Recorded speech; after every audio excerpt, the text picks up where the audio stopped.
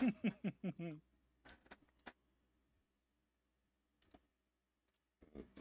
final check as we go live. Wait, what canto are we on? 13. 13.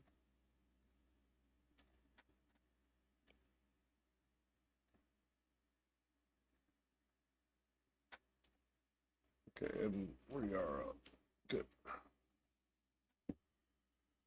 All right, so this is Canto 13 of Dante Alighieri's Divine Comedy digital apparatus, and in this we are going to start getting into some of the more well-known mythology that was brought into this to what I would say is modern youth.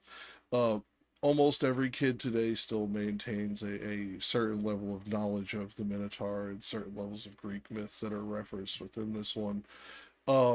Primarily because of Rick Riordan, but we'll not give him total credit. The legends persisted long before him. That being said, how's everybody doing this morning? Doing all right myself. Oh, Yeah, I'm just a little tired. stay up and get too late again.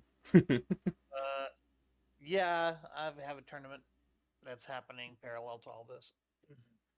Gotcha. And I had to grab a Pepsi. You're good. So, like, as we are getting into this particular part, like, we're getting into what I will call the slow. Because this is where we get to where this almost becomes a molasses pour through the next circles. We're going to take multiple cantos to go through certain circles, sometimes even just certain concepts, like before we get to the actual base of hell. So this is going to get, at least from this point on, it gets far more detailed far more quickly than it has to this point, which is saying something because he already packs a crap load into everything he says. Are we talking about Dante or are we talking about Longfellow? Yes. Both. Both. Like, because this is not exactly incorrect either way. And honestly, Sayers puts both of them to shame. Like, honestly, Sayers wrote this particular canto better than the original author, in my opinion. She fixed a couple of glaring errors that Dante only would have made due to the knowledge of his time period. Or lack thereof. Mm-hmm. Like I said, and she fixes it subconsciously. It's kind of great. Now, that being said, is there anything from 2 weeks ago now that you would like to bring up from Canto 12, like Pope Anastasius or any of that, etc.? I mean, technically, the thing I want to bring up actually is located in both 12 and 13, but it is the repeated mentions of Nessus, who was a centaur in Greek mythology, specifically a centaur who was killed by Heracles and whose blood in turn killed Heracles. And it's specifically because Nessus is so connected with Heracles. I was hoping that Dante would have mentioned Heracles in this, mainly to see whether or not he actually used the name Heracles or the Roman name Hercules, because that is something that bothers me to no end, is that in every modern retelling of Greek mythology, for this particular character, the Roman name Hercules is used. And so I was curious how far back this goes. Did it start with Disney, or did it?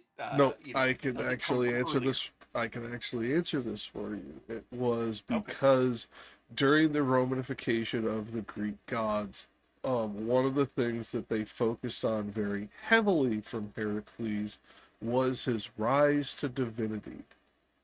And that Okay. is because he actually became a god, not a demigod, not the son of a god like all the other heroes in Roman legend. He actually got temples built to him in places like Gibraltar in North Africa, aka near the Pillars of Hercules. Okay. Well, it's also just that these stories were, for centuries, these stories were told by classicists who were primarily Romanists. So, Well, this starts even before them, is what my point. Because it starts with Rome focusing more on Heracles than the Greeks did. To yeah, but I'm Greeks, talking he about was. why. Go ahead. I'm talking about why it happens in English.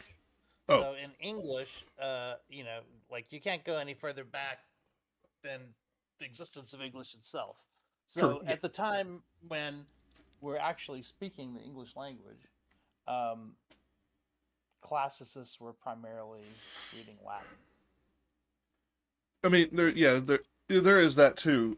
I was more going to the point that part of the reason that some of the things that the classicists were reading was in Latin, and other languages like High Bavarian, Teutonic, and things like this that it were translated into still kept the Romanification, was due to this higher functional focusing on the character, because in Greek mythology he was one hero, one demigod among thousands. In Roman mythology, he was one demigod who achieved divinity among two. And this is why he had temples built to him. He had full cults to him during Roman times, where he did not have this during Greek times. Yeah, that explanation makes more sense to me because if the Romanization of the pantheon had been so widespread, I would expect names like Jupiter, Minerva, Saturn, uh, Mars to be more common within kind of the common understanding of these mythos, as opposed to names like Zeus, Hera, Kronos, Ares. When you think about the gods of this time period and region, I think in our current cultural zeitgeist, we tend to think of the Greek versions more so than we think of the Roman versions, largely because the Roman names have been associated planets as opposed, so more with astronomy than with mythology. But Oh, although Heracles slash Hercules is an exception to this, which I find odd. Yes, I was and once go ahead. corrected on the idea that there's Roman versions of gods and Greek versions of gods. The way it was explained to me was that, in fact, it's just the Romans had titles for the gods. Well, The names of the gods were the same, but mm-mm. they had an aversion to saying their name, sort of like how the old Monty Python No, joke no, about not saying Jehovah. well, And so yeah. you would refer to them by their title and not their name, and that's why. Partially, this is accurate because these were not names, these were titles. Of that, you are correct. Where your professor is dead fucking wrong is that there were not Roman versions and Greek versions. So I will bring one of the ones you named as a primary example, Minerva. Minerva, aka Athena, dramatically changes. She becomes a whole different person when she becomes Roman. She loses all warlike aspects completely. They create a whole new god, Bellona, to encompass that aspect of Athena that they are removing, because the idea of a like her sister, of a virgin, um very austere goddess in the primary gods, was more continuative to Roman culture than Athena would have been, considering at the point when Romanization was happening was during the conquer of Athens. Yeah, so there were people who brought up that point too in that class, and Yeah. his response to that would be, No, well, of course, every version of a god is different. Like even within the like he would say that there's that uh, uh, um, Athena's nature changes within Greek mythology as well. So he said it's not necessarily that there's just that there's a Roman difference or a Greek difference. That every author who talks about Athena, in fact, we had one big section of the class that treated the Odyssey, all the characters in the Odyssey, as different characters than the characters in the Iliad because uh, they act in different ways. The storyline goes in ways that are contradictory in some ways, and he was convinced that Homer is not the same Homer between those two works even. Well, I don't know how much I buy that because, like, I've read into the scholarship on it. Like, he is definitely in the minority that believes that it was two different Homers. That being said, let's just say for the sake of argument, he's correct, and that it is two separate Homers. This is still a genetic fallacy because of the simple fact you are comparing a intentional work of fiction to a Greek legend from a religion that was practiced by thousands of people over thousands of square miles. These are not even comparable to one another. That would be like me going and say that I can take literal interpretations from the movie Dogma and apply it to the Catholic Church. Like, that doesn't Yeah, make any fucking sense. I think he would say the acid test to that. If I were going to channel this professor, I Mm-hmm. think he would say the acid test to that would be to say if the Roman names didn't change, if they stayed the same, would that suddenly mean that these were all the same gods with the same characteristics, or would those differences still exist? And Differences I would think he still would exist say the regardless of the name. differences would still exist because the differences have nothing to do with with changing their names to their titles. No, I wouldn't have made that assertion. My assertion is that their entire character changes, whereas for roughly 8 centuries, these characters remain really goddamn consistent in Greece. Like, it seems like a harmonization to say it went the other way. Oh, that. Wait a minute. Yeah, I think he would accuse you of harmonization in that instance. No, because I am Now, I talking don't remember about the. all of the, Good. all of the portions of that course where he makes this argument, Yeah. but he really was presenting differences in presentation where it didn't seem like this was the same character at all. Like I said, Somebody who in one story was loved a character and in another story just murdered that character. Things like that. And like I said, I'd be down for that debate because if I'm wrong, I'm wrong. But I doubt I'm wrong on this because of how much I read that one. Hammered being correct at one point. Yeah, it's just only so far I can go on that one. well. And how long ago was that class for you? Yeah, long. Yeah, the fact that you remember this much of it is impressive. Regardless, that being said, um, the reason that this becomes important is because Dante, for the most part, knows the romanization of these characters, and that is why you will notice some dramatic disparities between the Greek versions of the characters that most of us nerds nowadays know because we have greater breadth of Greek knowledge than he had access to, but they line up perfectly to the romanized versions of the characters to a T every time. Now, this makes perfect sense when you factor in he's less than 500 miles from Rome. That he's going to have more of the Roman influence than the influence from the Greek Isles, even with the text that he reads. But does that answer your question, Ancom? Yes. Yeah. It seems to. Just one other note. When you all were talking about whether or not it was it was the same person who wrote the Iliad and the Odyssey, I decided to take a look at what Wikipedia says, which indicates that most contemporary scholars seem to agree that the Iliad and the Odyssey were not produced by the same author. Mhm. Um, I don't think either book was written by one author.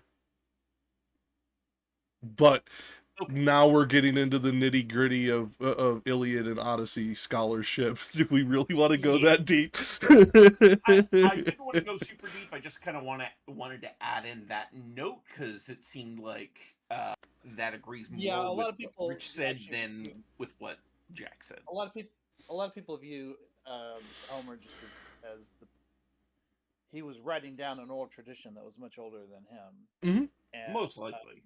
whatever he inherited is what he wrote down. Is what the argument is.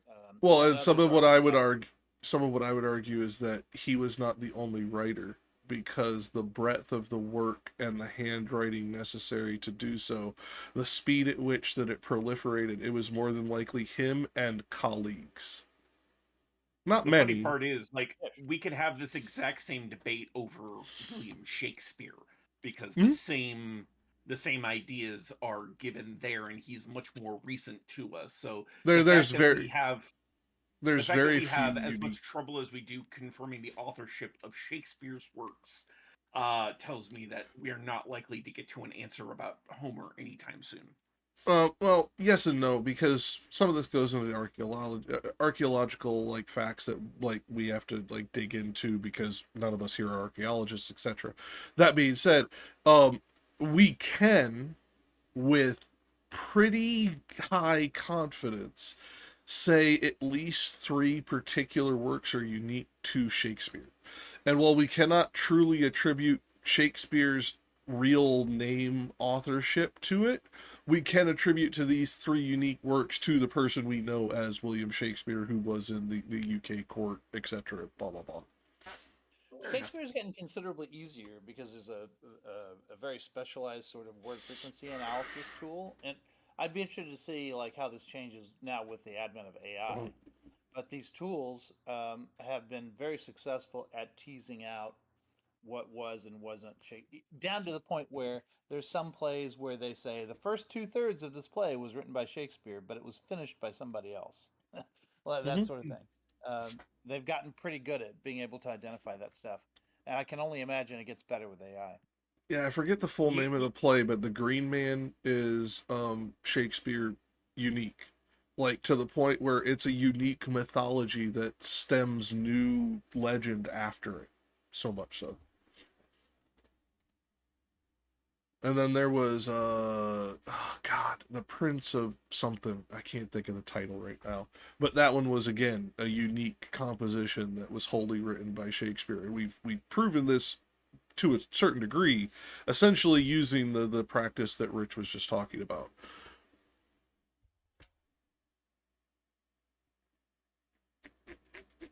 It's impressive stuff, actually.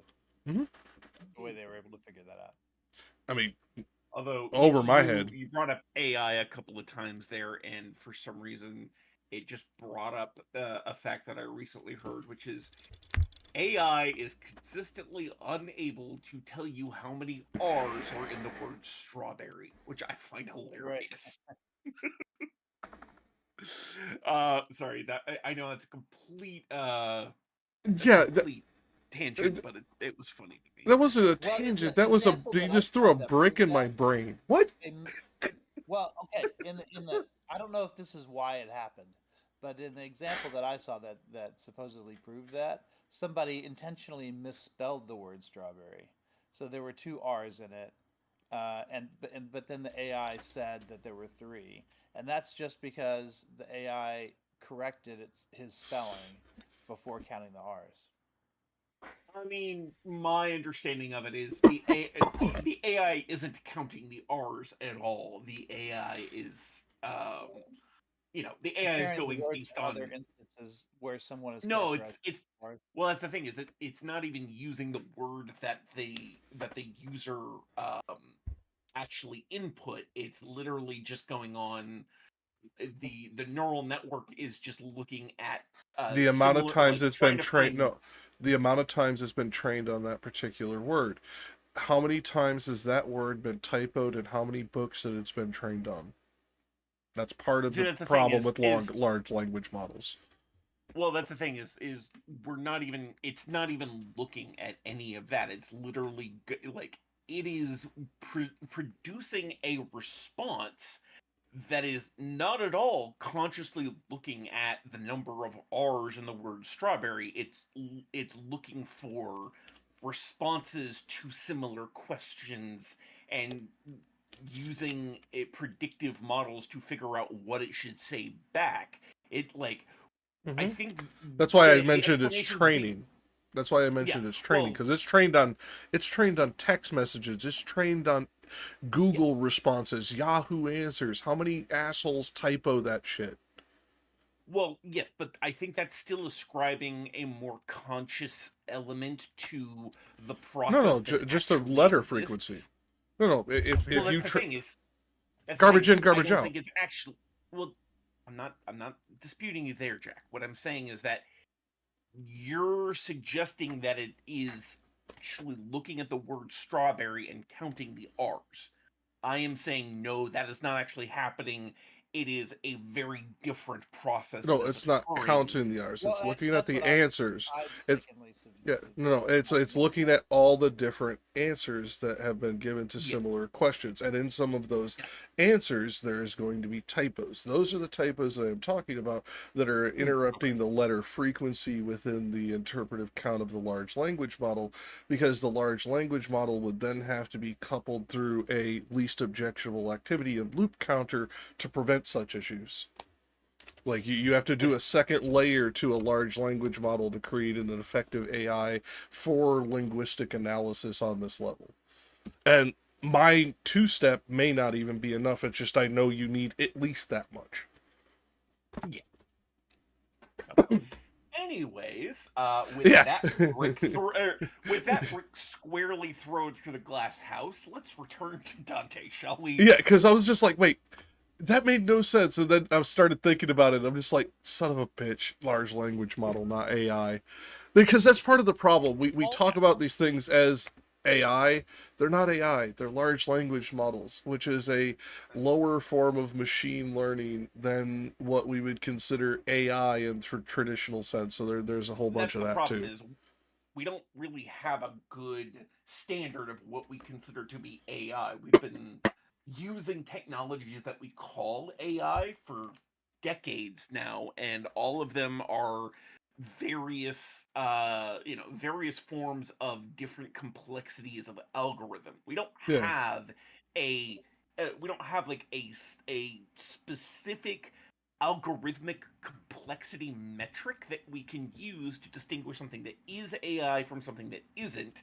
It's all various various levels of machine learning, and we go off that. So Yeah. I So you mean, mean- so a what you're trying to calculator tell could me be a is very convection oven? simplistic form of artificial intelligence. Are you trying to tell me the convection oven that we bought here, that when I put meat inside it and it tells me when it needs to be taken out, that it doesn't know that on its own? Like that's not AI inside my convection oven? No. No. Nope. No. Sir. Nope. Oh, yeah, and Rich was trying to get in there too. Well, I was just saying, Sam the Human one. I could have sworn Sam the Human at one point told me that a large language model is just a kind of AI. That the distinction is between generalized AI and large language models. Yeah, Well, there's partially that, but we're also describing things as artificial intelligence in the colloquial sense, which is implying a certain level of sentience, whereas these are not even something that is going. I mean, like GPT still hasn't passed the Chinese room test. Like these are not AI by any traditional sense. They haven't passed a Turing test. They have, like, and those were more basic stuff, like not in the same ways. So like that matters. That actually does come into this. What? Go ahead. Chat GPT hasn't passed the Japanese one either because it can't fool anybody that reads Japanese. Yeah, it is most highly trained on three primary languages: English, French, and Spanish. Yeah, Mhm. and Rich, the distinctions that Sam the human would be likely making would be the distinction between artificial narrow intelligence and artificial general intelligence. We've had artificial narrow intelligence for a very long time. We still have not reached artificial general intelligence. We get closer as these more complex, like large language models and generative, like photographic models, and the plethora of different models out there. The more sophisticated they become because they're able to process a wider range of inputs and produce a wider range of outputs, but none of it has reached anywhere close to general intelligence yet. And the only way we've even been able to quote unquote simulate AGI is by essentially multi-layering a bunch of narrow intelligences onto each other enough to where we fool most humans. Yeah, but we have not figured out a combination that produces anything that I would consider emergent. At least that I know of.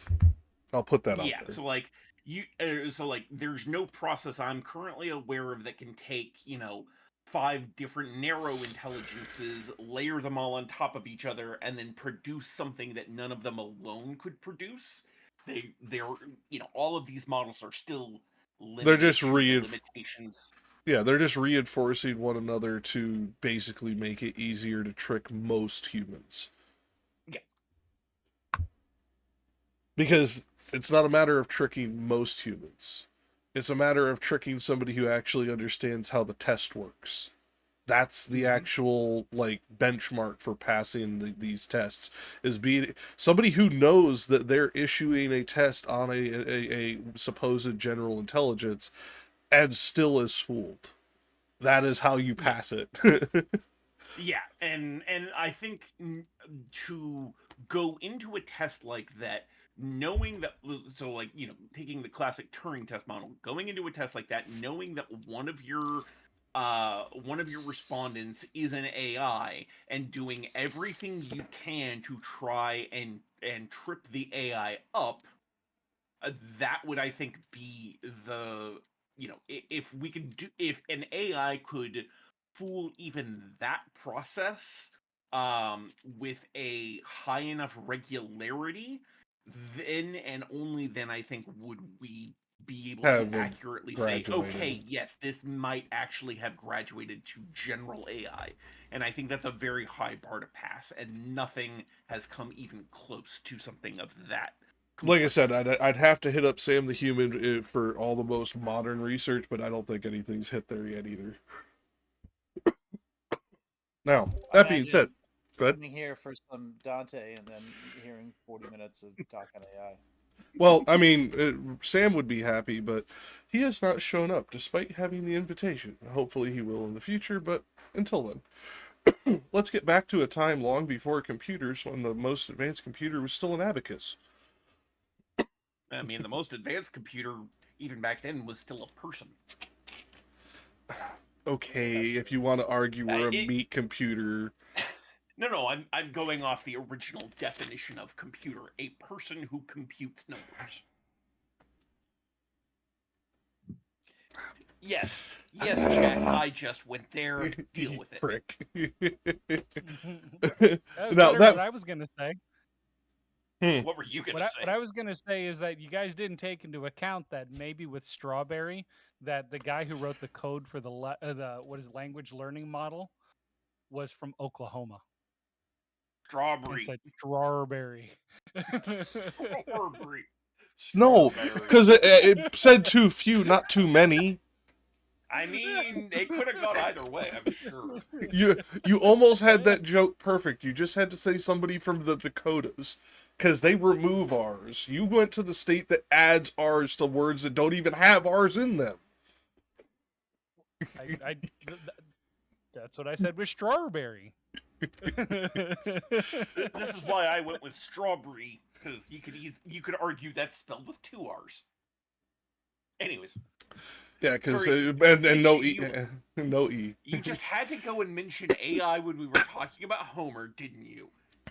Now that being said, I will get started with the reading because we are a little behind. Now, this is a shorter canto, so it's not as hard to get through. But not yet had Nessus reached the other side when we had put ourselves within the wood, that was not marked by any path whatever, not foliage green but of dusky color, not branches smooth but gnarled and intertangled, not apple trees that were there, but thorns with poison. Such tangled thickets have not, nor nor so dense those savage wild beasts that in hatred hold, twixt Cecina and Cornetto, the tiled places. There do the hideous harpies make their nest, who chase the Trojans from the Strophades, with sad announcement of impending doom. Broad wings have they, and necks and faces of humans, with feet and claws and their great bellies fledged. They make laments upon the wondrous trees. So, obviously you know why I took the first reading. Taking the second one too? No. I won't take every lament. I'm not greedy. But this one has lamentations, not lament. I know. I'm not greedy. But I want to bring this up because the Strophades is not a widely known legend or historical period, because we actually now, and by the way, in Dante's time, this was only a legend. But we now, because we have found archaeological evidence of Troy, we actually have certain evidence of their battles near the Strophades and near the coast. So we actually have some evidence of this. And so when you actually look through this battle was fought to what was suspected down to a single company. Think about this in ancient world times. An army of 100 companies being fought down to one and then chased off the field. That's what happened at Strophades to the Trojans. In the legend, it's the harpies that chase them off the field with their wails, because the wails and gaze of gorgons could kill a living mortal or a living man. And that was the whole thing. How could they have been defeated so readily? This was the mighty Troy. It had to have been some great demons from the underworld sent by a god to harry them. This actually, at least in my opinion, brings up like a certain level of like gravitas that he's trying to bring to the situation that in modern times we kind of lose because of our more analytical nature on history. But to him, this was a battle between a army of 100 companies and 4 creatures. In reality, it was army versus army, but still, what Dante is thinking about when he's envisioning this is 4 wizened, human-faced, overgrown vulture chickens running around killing an entire army. Well, flying around killing an entire army, but still, the analogy still holds.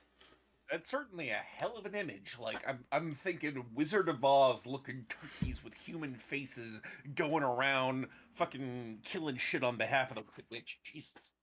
Yeah, pretty much. I'm just thinking of Xerxes from the Dark Crystal. Oh, Skeksis. Yeah. Skeksis, yeah, whatever Dark they're Crystal, called. it's good. Yeah. No, that's the kind of shit I'm talking about. Yeah.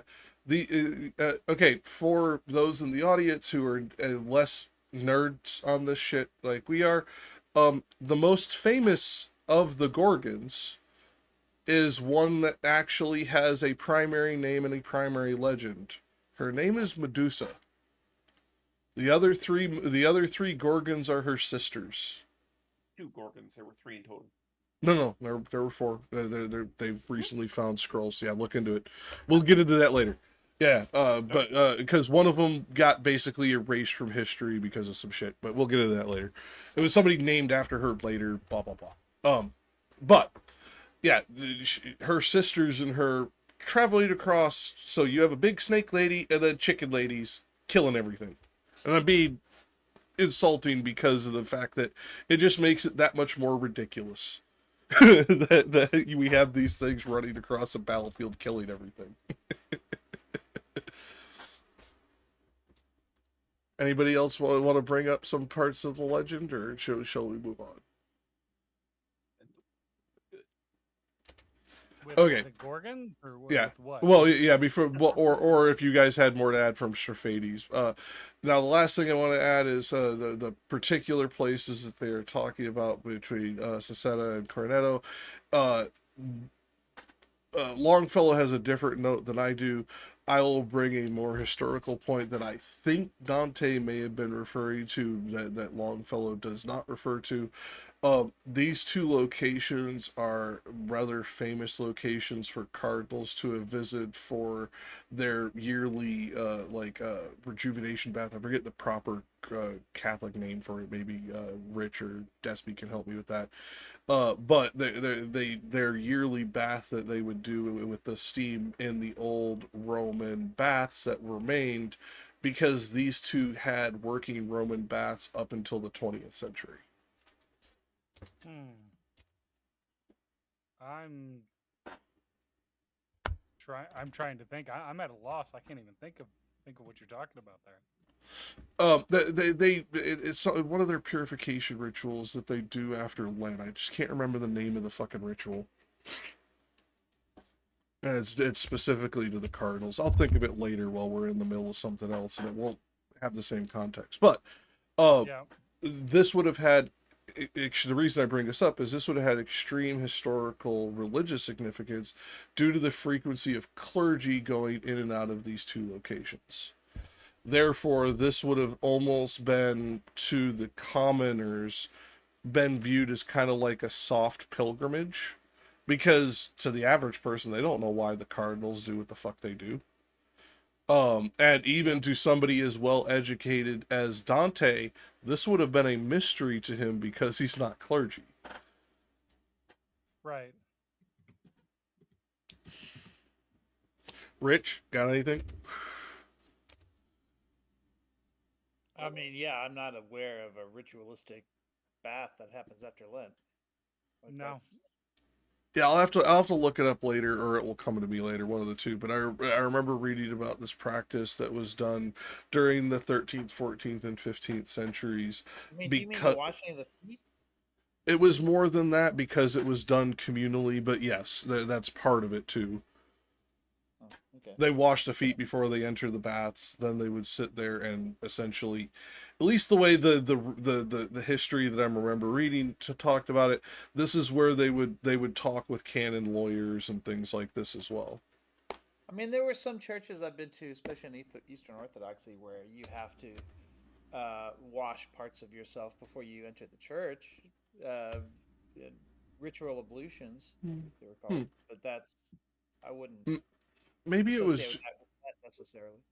Yeah, I'll have to look into it. Maybe I'm slightly misremembering the history, and it wasn't Catholic doctrine, but like cultural doctrine of the time period. But I do remember reading about this happening often during those centuries. We also weren't allowed to enter if we were digesting. Yeah. Because you're expected to take Eucharist while you're in there, and you cannot have Jesus commingling with your lunch. Yeah. So you cannot eat for like a couple of hours before you go into the church. Right. What is it that the way that it was explained to me is that you should always fast before you go to church. Right. Yeah, and that's why. Yeah. In our, we didn't get it explained to us so much as just voluntold that we're gonna not eat for like 8 hours before mass, but you know, we were kids at the time. We didn't really get a choice in the matter. It was a little bit less harsh for us. Like I think we had to go just 2 hours. We just couldn't go to mass right after lunch. Basically, what we did was early supper Saturdays. That's how we got the 8 hours before mass. Right. That being said, like, I'll be honest with you, I never fucking obeyed that shit. if I could get away with it, I absolutely snacked like a motherfucker in the middle of the night because, like, I was that kid. Like, it never made. That was one of the things in religion that didn't make any sense to me, the fasting and shit. Because Well, now even it in the should make sense, 70s. right? 'Cause you don't want poor Jesus to have a ham sandwich on his face the whole way through your bowels. Well, I in mean, modern Jesus times, is it makes going even through less my bowels. sense. The fact Yeah. that Jesus is going through my bowels regardless is the part that I'm like, Why I put it like what? that?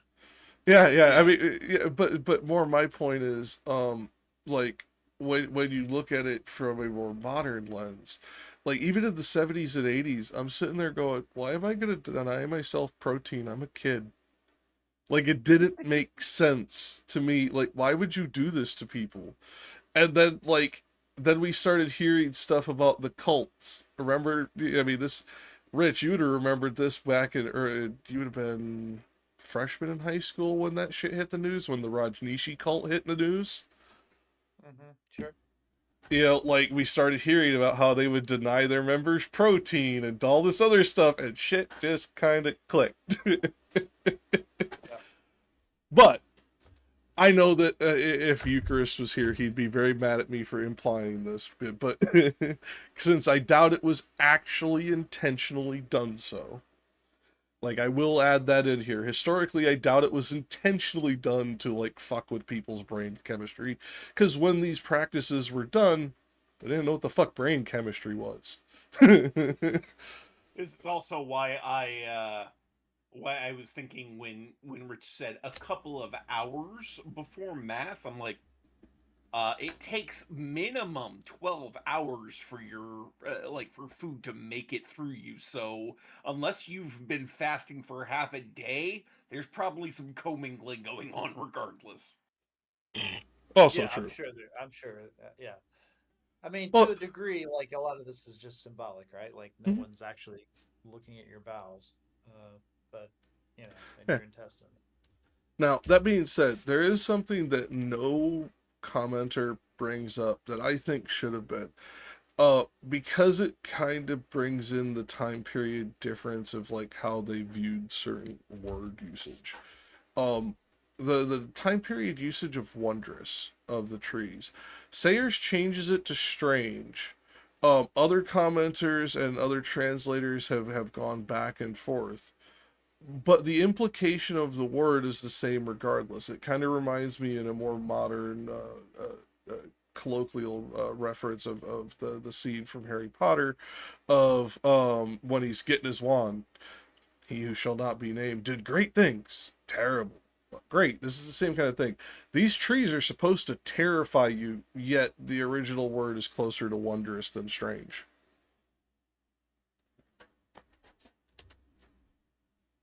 Small tidbit. Who would like to take on from there? I will go from here. Sorry, what line are we on? We're on 16. 16. All right. And it looks like we'll go till 27. Yeah. Okay. And the good master, ere thou enter farther, know that thou art within the second round, thus he began to say, and shalt be till thou comest out upon the horrible sand. Therefore look well around, and thou shalt see things that will credence give unto my speech. I heard on all sides lamentations uttered, and person none beheld I who might make them, whence utterly bewildered I stood still. I think he thought that I perhaps might think so many voices issued through those trunks from people who concealed themselves from us. Therefore the master said, if thou break off some little spray from any of these trees, the thoughts thou hast will wholly be made in vain. Sorry, No, you're fine. And the answer is fine to go into. The only reason I was going to stop one earlier is because the he is essentially doing the thing that every human does in the wrong situation, in a heightened emotional situation. He assumes what the other person is thinking, they're thinking.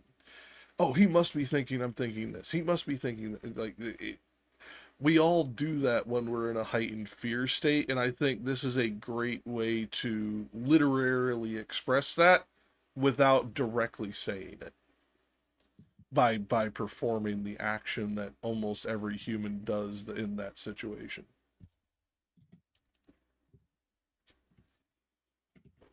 Now, that being said, the answer makes it even more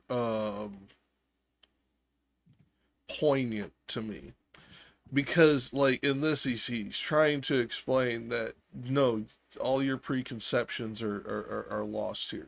Don't try and bring your earthly preconceptions to what this is to what it actually is. You are in the bowels of hell, like all of your thoughts are in vain, kind of puts it pretty succinctly in that one. The bowels of hell commingling with Satan's lunch. Well, we haven't got to Satan yet. I think Satan's lunch goes through purgatory, but that's just me. It is at the right end of them. Satan's lunch? I'll be honest, if I were to Google it, it probably exists. Or Satan's lunchbox or something similar like that. I'm not going to, but it has zucchini in it. Well, if you asked Lethe, it'd be natto. Yeah, wow. I still remember the look on his face when you brought out the natto that one night. Now, I make it a point to send him a picture every time I have it. So now the topography of hell here interested me, because the way these trees are described is unlike almost any other legend outside of, well, let me rephrase that. Outside of Dante, before Dante. It happens a bunch after Dante, but before Dante, these trees are described very differently in the legends that even get close to this level of detail about hell. Like I wonder what the significance was of this. Why did he change this? What or what did he read that we don't have access to today, that we have now lost knowledge to come up with this particular interpretation of this circle? Like it's one of those things that interests me that none of the commenters mention, not one. Look through 43 commentators' books, not one person's mentions a fucking thing about it. Do you think that it could possibly be that, like, instead of there actually being something, it's just that because everything is so heightened, be like the farther down you go, the more mad you're actually getting, like in the head, and you're like manifesting these things as you work your way down. Like he's manifesting voices as he's working his way down, because he's in a state of paranoia, because he knows what's at the bottom. He knows what's there. Well, okay, then we have to go on to which one of the three knows. Does Dante the character know, Dante the narrator know, or Dante the author know? We know the narrator and the author do. What I would say is the character knows that that Lucifer has to be at the bottom. He doesn't know what state he's in. He doesn't know what it looks like for him down there. He just knows that he has to be there. Interesting. Maybe. Yeah, because essentially this would be the interpretation would be hell is madness in and of itself. Yeah. It could track. I mean, maybe. I don't know. It just seems interesting that like he kind of like creates this version of the legend here, or at least it seems that way from what I can find. It's just interesting. Would you like to pick up from there? Because you're about to. You can read about the plucked branch on 31. So we're on. Okay, 31 then. Yeah, and it looks like. Where am I going? Let me look real quick. Looks like you stop on 45, just before the next 45? spoken portion. Yeah. Okay. Then stretched I forth my hand a little forward, and plucked a branchlet off from a great thorn. And the trunk cried, "Why dost thou mangle me?" After it had become embrowned with blood, what is it, Recommenced. recommenced its cry, "Why dost thou render me? Hast thou no spirit of pity whatsoever? Men once we were, and now are changed to trees. Indeed, thy hand should be more pitiful, even if the souls of serpents we had been. As out of a green brand, it is on fire at one of the ends, and from the other drips and hisses with the wind that is escaping." So from that oh, sorry. Go ahead. Keep going. So from that splinter issued forth together, both words and blood, whereat I let the tip fall, and stood like a man who is afraid.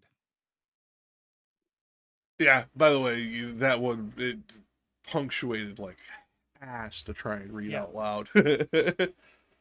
Go ahead, The Rich. only modification is, I would say, for what Jack called recommenced, that might be how it's pronounced, but I would say recommenced in terms of being able to understand. I'm sure both. Well, both are probably accurate. Both are probably accurate pronunciations. Sure. Yeah. It's kind of like demonstrable. Like some people will say demonstratable. Yeah. Yeah, it is what it is. Now, the wind that is escaping. This is to me a callback to other ways he has interpreted words coming out of spirits in previous cantos. So essentially, this is words of the incorporeal and blood are issuing forth from opposite ends of the spike that he has ripped off, essentially. Kind of a interesting thing that the whales come from not only the primary tree, but the disembodied portion as well.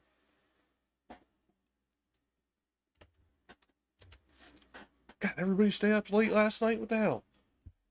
Yes. No, I'm gonna say that, like, my thing is that with the tree yelling at him, basically, and him yelling at the tree, to me this sounds like somebody that's going mad. No, that's why I was kind of like on board with what you said. I'm like, yeah, I could see that. I don't know if that is what he meant, but I could definitely see that interpretation being one of them. Mm-hmm. Yeah. Like, because he's ambiguous. Like, I don't know if he's trying to imply madness or he's trying to imply the deeper you go, the greater the unreality. Meaning that the closer you get to Satan, the more distorted reality becomes, because that is another implication he makes. This also could be an implication of the Garden of Eden, because they're talking about them being serpents, and as well as them being trees at the same time, where we have like the fruit of knowledge. Yeah, well, people forget the tree of knowledge of good and evil and the tree of immortality. This could be another homage to that.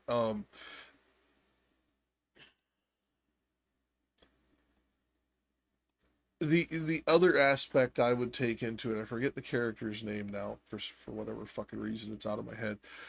There was a Greek legend about a person who was so wicked the gods turned him into a tree. This also might be a reference to that. Okay. I can't remember the guy's name. Do you know? Do you remember, Ancom? Sorry, what guy? I forget the guy's name, but he was so wicked the gods turned him into a tree after striking him with lightning. Oh, turned him into a tree? That one doesn't sound familiar. I'm pretty sure it's Greek. If it's not Greek, it's Mesopotamian and older.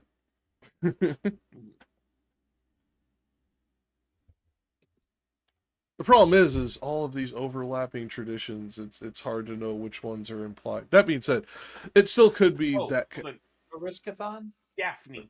It was Daphne. There you go. Thank you. Daphne was Daphne was a nymph who rejected the idea of marriage for life of pleasure, and as a result of that that rebellion against the gods, she was turned into a tree when she died. Yeah, that was it. Thank you. Yep. Ariskathon was another story, but no, Daphne was the one I was thinking of. Don't know why I kept thinking he. There's my fucking misogynism kicking in.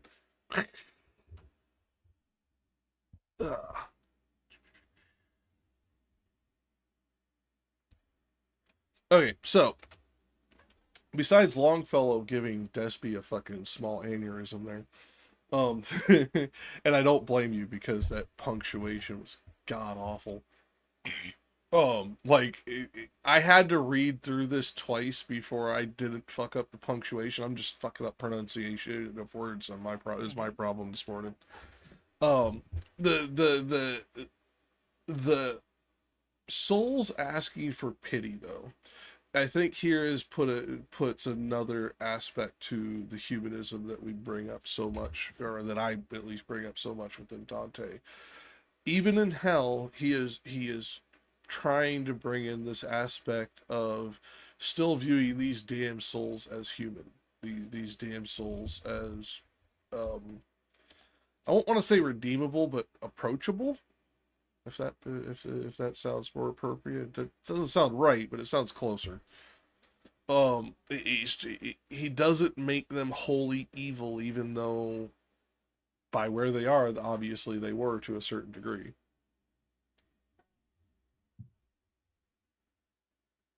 Well, my main thing is that I kind of have an opposite approach. I feel as if the souls might believe that they're deserving of pity, even though they have, like, in essence, found themselves in hell. I'm not saying that's incorrect. I'm just saying Dante, the author, choosing to bring this in. That's the humanism right. I'm pointing to. I thought it was right. Go ahead. What I was just getting at is that, like, is this them, like, complaining that they should have pity, like it is something that should be given to them, rather than what is it, like, asking for pity in the sense of what is it, like not feeling sorry for themselves, but being like, hey, you're hurting me. Partially, I viewed it as the we are already cursed to be these thorny, poisonous, twisted, gnarled trees. Why do you have to injure us further? That doesn't seem just within our punishment, was kind of the way I took it. And that's why I viewed this as Dante, the author, bringing the humanism aspect of it into it, whereas Dante, the character, and Virgil, the character, are about to stomp the shit out of that. Well, when we talked about this before, we talked about how different people inside hell are basically unaware of everything else that's going on around them. So if that and when I say unaware, it's like they're unaware of the sins that they have tied themselves to hell with. So yeah, my they're thing is that contrapasso. if this yeah so my thing is that if this is part of the contrapasso, why is he asking for pity? Okay, fair enough. It could be. I don't think they buy into the justice of their own contrapasso. Like, some of them might be more aware of it than others, but it does seem as if there are people there who still have not. The fact is, if they did accept the justice of it, they could leave hell. More purgatorial than no. hell. If they ever accepted the justice, in air quotes, of their contrapasso, they could leave hell. Right. Yeah. Exactly. That would be purgatorial. That would make it a Right. purgatorial experience and not an infernal one. This is the reason why I brought that up, saying that hey, maybe they're just being they're saying that I should be bestowed pity instead of what is it? Right. Why are you hurting me? Whatever. Walk me through it. Yeah, no, you may be right. I viewed it as slightly different because it seems like the deeper you go, the more aware the souls are of where they are and why they're there. They may not be able to accept it. They may still consider it unjust, all this other shit, but they seem to be more aware of it. And I don't know if that is a narration choice because it gives them greater literary expansion, possibilities with these characters, or if it is a contrapasso indicative like you're talking about. It could be both. Could be neither. I'm unsure. Mm-hmm. Although I found it interesting that Jack said that these people are, what did you say? Are wholly unaware, but to a degree. To No, no, what? I did. But well, hold on. But that, I'm just saying he's saying the same thing. I think there's some contradictions in Dante's own narration, whereas they are wholly, being punished or whatever. But there's also a degree to which maybe they're not entirely evil, right? Like Well, that because if they're Dante, that entirely evil, they'd all be at the very center, Uh, right? So well, no, to use the best quote, you can't have the best or the worst ever. There can't be 4 billion of the worst person ever. That's like the narrative of like, if the blank creates Hitler, why do we not have so many more Hitlers? Because there can't ever be so many of the worst ever. It's always a scale. What I was trying to get at was he views them as humanistic, not wholly evil. They did do evil. They because of the fact that they're in hell. They're not on the road through purgatory to well, I'm just saying in paradiso. that sentence you use the word wholly and to a degree in the same sentence, which I Well, I mean, that's it is funny, but there was a comma between there. It it's does true. work It's grammatically. not We're using, just using some Longfellow punctuation in what I was saying. It's Right. all good. Yeah. That semicolon in the middle that you missed. Yeah. No, but what I'm trying to get is because he has done that through each circle slightly less. Mhm. I think that is why it at least as I read it, it indicates to me that he is viewing them as more evil the deeper you go, but still not wholly evil. And we only see him actually get to call 3 characters wholly evil, and one of them's pretty fucking obvious. Like we don't need to discuss the one. He's flapping his fucking wings down there, causing half of this fucking problem. But the other two, when we get to them, will be interesting. But up until then, like they all have certain levels of. I'm going to use the word just because it's the right word. Humanization to them, where as you're reading through it, you can relate to these characters. Oh shit, I fucked up. Why do I need to be punished more? I'm already getting the crap kicked out of me. That's a very relatable experience to anyone. Right. Like that is, and he seems to do that less and less the deeper he goes. Um, you have inferred in previous episodes that could be due to Virgil's influence. I have viewed that as the basically the degrees of his humanism because humanism only goes so far. Like the utopic version of humanism that everyone is redeemable is a myth. We all know that there are certain people with certain architectural issues within their psyches and brains that will not allow them to be fixed into a normal civilized society. Humanism can only go so far. And I think this is Dante's gradation of that as you go through hell and paradiso. Or hell and purgatorio, rather. Yeah. Although, I think in terms of describing the way the world really is, that's correct. But I think the Christian conceit is that we are all capable of redemption, right? Because Mhm. we're made in the image of God, and so like the fact that people are not redeemed, who are capable of being redeemed is itself a tragedy. No, I don't disagree that he's also implying that. 100%. He is, after all, a Catholic. Right. Yeah, like 100%. I agree with that.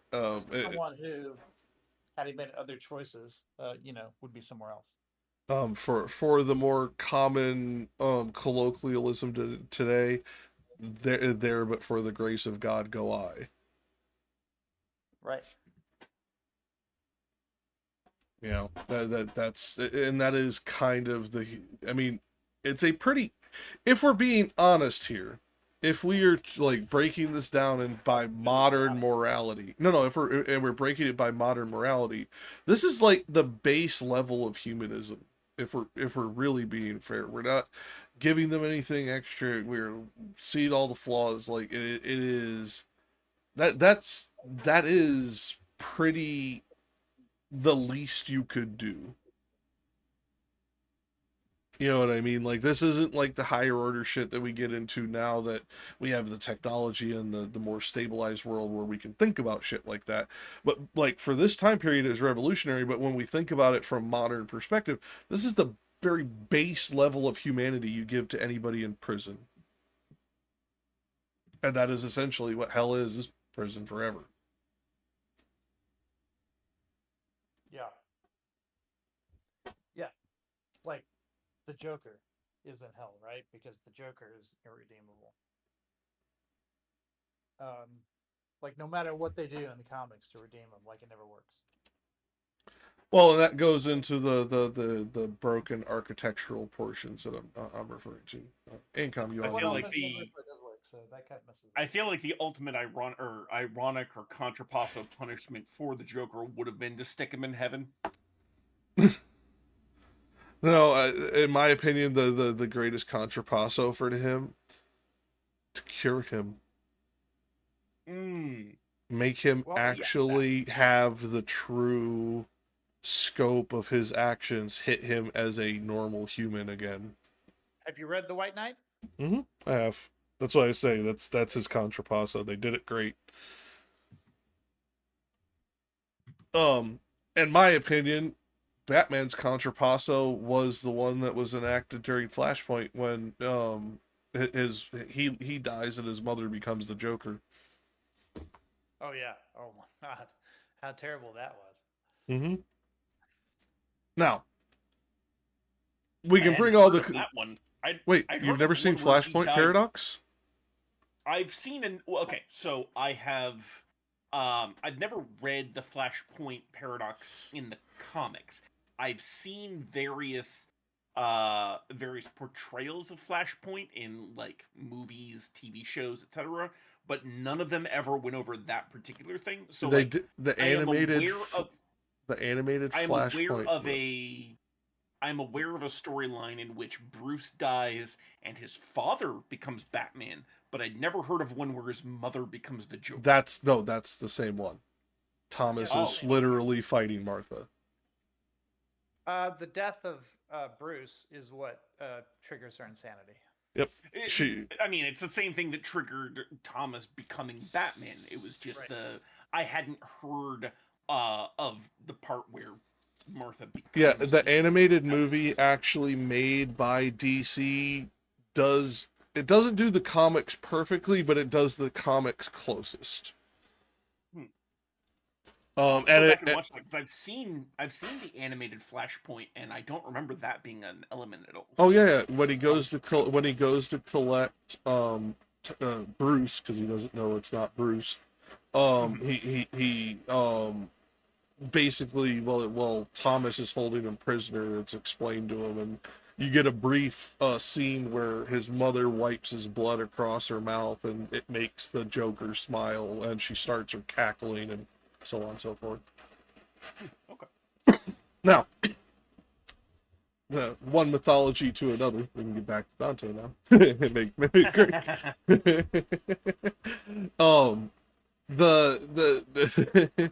And actually, that actually makes perfect sense, because that is essentially what the entire Detective Comics line is contrapasso after contrapasso.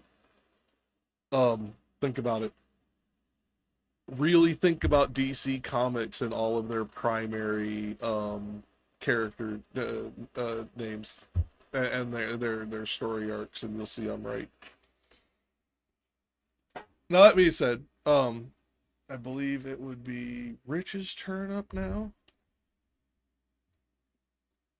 Okay, hold on. I was No, you're good. pasting in the columns on my spreadsheet, so No, you're I good. don't We're have on line the- 46. Speaking of Okay. your spreadsheet, could you fix the fonts for Musa and Sayers? It's bothering me that they're different. are they different? Yes, I didn't even notice. Okay. they're a couple of points smaller. I realize that's a really small thing, but like reading it and then suddenly in the next column over seeing 10-point Yeah. font where it was 12 or 14-point bothers the crap out of me. Well, that's because Longfellow has a longer font. Ha! Hold on, I'll change it. It's all should be font 11, and it should be Calibri. Calibri is my default font. Oh, you know what? I haven't been using Calibri, have I? For all the No, other you haven't. You've been Because using, I think, because you're Arial. well, it's because Okay, you're I'll keep copy that and Arial. pasting. I should Arial's the probably find a default. font like for each one of them, like an Yeah. angelic font or something, you know. For Honestly, the one I prefer is Drive.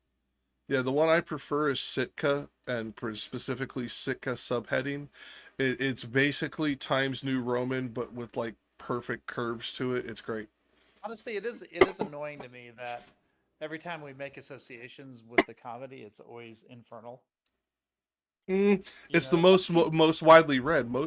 I Right. shit you not. When I told somebody I was doing Dante, they said the Inferno, and I'm like, no, the whole Divine Comedy, and they said, what's that? They literally didn't know the other two books existed. Yeah. I always thought the comedy was separate from the Inferno, because I only ever hear it referred to as Dante's Inferno, and like I knew that there were others where like Purgatory and Heaven were described, but I thought they were a completely separate work, and that Inferno was hell, comedy was heaven. So I didn't realize comedy was the whole thing. Yeah, like this is the point. It surprised the hell out of me, and you are a fairly well educated guy, and you didn't know. So like it shouldn't surprise me if somebody like you even has this slight gap.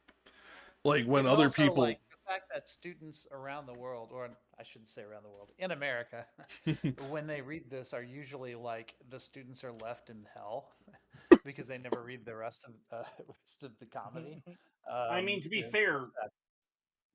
Inferno is already like extremely long. So like if you're going through this in an English, well, it wouldn't even be English lit because it's not. But if you were to read this in a literature class, the fact that you would stop in Inferno makes a lot of sense. And also, I think a lot of the like the imagery and the metaphor that is used in Inferno is a lot more well suited to modern day allegory than perhaps what is in Purgatorio and Paradiso, or at the very least, it is a lot easier to get like oh damn, tip of the tongue problem. I can't remember the word. Visceral. It's a lot easier to get visceral imagery from Inferno just because it is meant to be that kind of you're witnessing the torment of others, and it's a lot easier to kind of get that visceral connection than it is when you're looking at people who are just kind of in the middle or in literal heaven. well, you're pointing to the extremes. Oh, go ahead, Despy.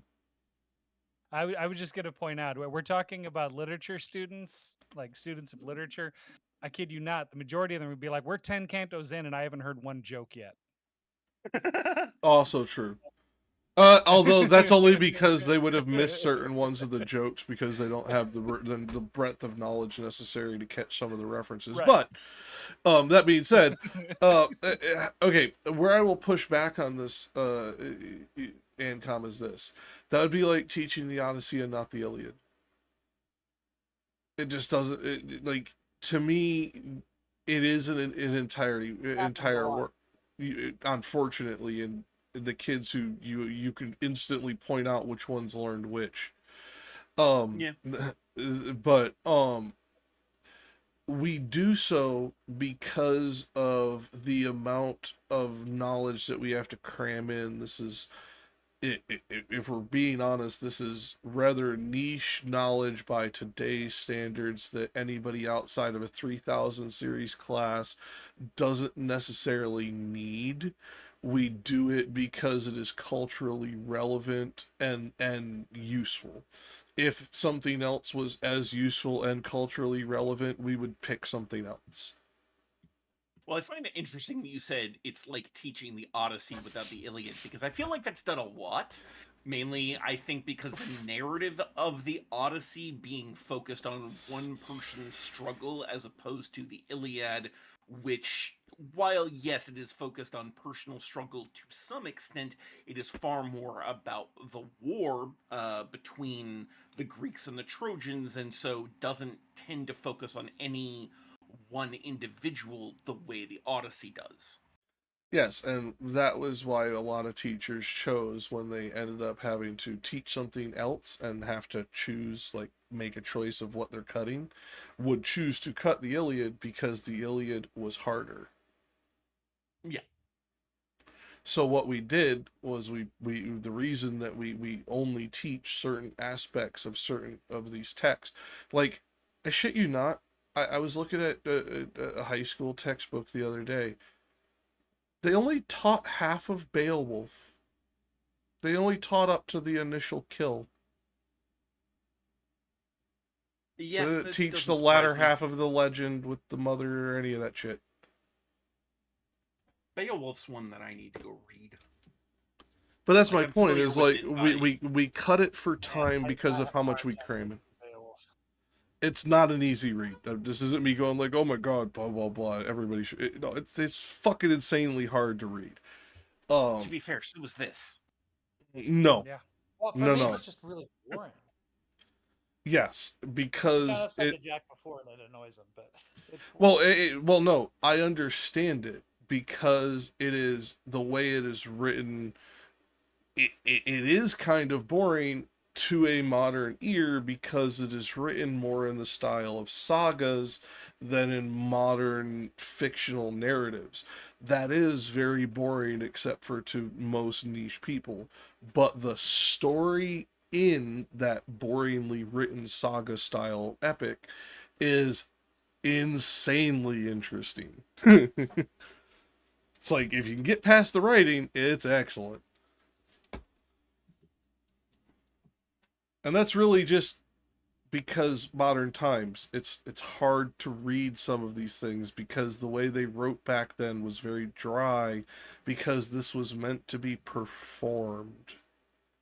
This is a spoken word play, a single person play, essentially. Reader's theater. Yeah. Like you like, that is why these read different, because we don't sit there and read them like we're standing in front of 500 people acting this shit out in front of them. We aren't pulling a wooden sword out of our belt when the fight starts and swinging it around, and that, like, there's that went into those old the way that they told those old stories. It is what it is. Now, that being said, performed correctly, I think you would find Beowulf very enjoyable. Unfortunately, I've found that a couple times in the last 30 years. Now, okay, so switch back over.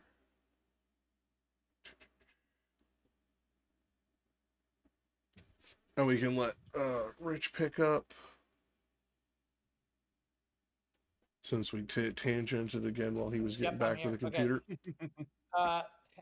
computer. Where 46. right, but how far do I go? It looks like, damn, you're gonna get a long one or a super short one. We'll give you the long one because it is actually important. Looks like you're gonna be going to 69. Nice. I mean, Okay. True on that too, but it is also like because of the breadth of knowledge that needs to be spread. Had he been able sooner to believe, my sage made answer, "O thou wounded soul, what only in my verses has seen, not upon thee had he stretched forth his hand, whereas the thing incredible had caused me to put him to an act which grieveth me. But tell him, who wast thou? Who thou wast? Tell him who thou wast, so that by way of some amends, thy fame he may refresh upon the world to which he can return." And the trunk said, "So thy sweet words allure me. I cannot silent be, and you be vexed not, that I a little to discourse am tempted. I am the one who both keys in keeping in Frederick's heart and turned them to and fro, so softly in unlocking and in locking, and in unlocking and in locking, so that his secrets most men I withheld, fidelity I bore the glorious office, so great I lost thereby my sleep and pulses. The courtesan who never from the dwelling of Caesar turned aside her strumpet eyes, death universal and the vice of courts. Inflamed against me all the other minds, and they inflamed did so inflame Augustus, that my glad honors turned to dismal mornings." Okay, so the reason I had you stop here mainly because you have to read it all the way through this, but also because this is a fine point. He has not named this individual. We could find the names within the commentary, and I will have you read actual Sayers' commentary on it, because hers is the best on it, and I know you have it in your spreadsheet. But like he is giving every secondary detail of this individual that anybody in his time period would instantly know who this historical person is. To us, we have no fucking clue unless we dig into it. I actually had to dig into it myself because I was kind of sure who it was, but I wasn't positive. And like digging through it, like I said, Sayers talks about it best. This vanity that's coming out right now is... Hey, that's another one. Kind of sure. Yes, it's an idiosyncrasy. I'm aware that I use. It's called a Midwesternism. I'm just entertained. That's all. Southerners getting entertained by the Midwestern accent. This is weird. I mean, I just don't understand that, because to me that's like one of those idiosyncratic portions of speech that we all have, like idioms that are regionally biased. Like I'm sure there's several from Texas. We all do until somebody points it out, and then we can't not see it anymore. No, I see it. I still do it because it's a colloquial way of speech that is inherent to the places I've been in my life throughout my life. It's why I don't speak like a traditional Midwesterner either, is because I've moved so much. But like, kind of sure, that doesn't bother me at all, because that inclines a gradation to my surety, which is something that happens in reality every day. My understanding of that is partially complete.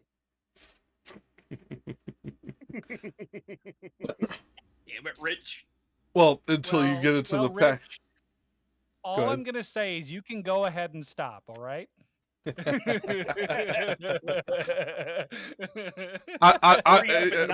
Partially complete. Yeah, partially complete is one of those things. I would have said partially confident, but then again, I'm a little bit more particular about the way I intend my words. I think the ultimate Midwestern contradiction phrase is "yeah, no." No, yeah. I feel like that has spread out from the Midwest and become a near universal Americanism. Yeah, but you said yeah, no, and I said no, yeah, you're right. Because that is a very Midwestern thing. Yeah, the other thing, because It's the Midwestern politeness. We start with yeah because we don't want to say no, but then we realize we hate your fucking guts and say no anyways. I mean, Like that. really, it actually, I think, yeah, no, might not be a contradiction in many cases, because sometimes what you're saying is, yeah, I understand that it's not true. So you're saying yes, you are saying yes to one thing and no to another thing, but still, it sounds funny to hear it. Yeah, the alliteration of it is humorous to the ear, depending on where you are from in the country. And all I can say is, if Despy took a little time to really refresh his memory on all the Minnesota-isms that he learned, we'd barely understand him. Yeah, I'm sure. well, all I have to do is spend time with my parents, who have lived in Kansas for 20 years, but were born and raised in Minnesota, and they still have it thick. Yeah. Like, you have no idea how many years it took me to stop saying pop. Because I'm from Michigan. Like, it took so many years for me to get that out of my fucking lexicon. Wait, are we talking about pop Soda. as in soda or Yep. pop as in father? No. This is a pop in Michigan. Oh, yeah. And it took me... Well, I mean, in Texas, that's a Coke, so... yeah, even though in it's a Japan, Pepsi. this is juice.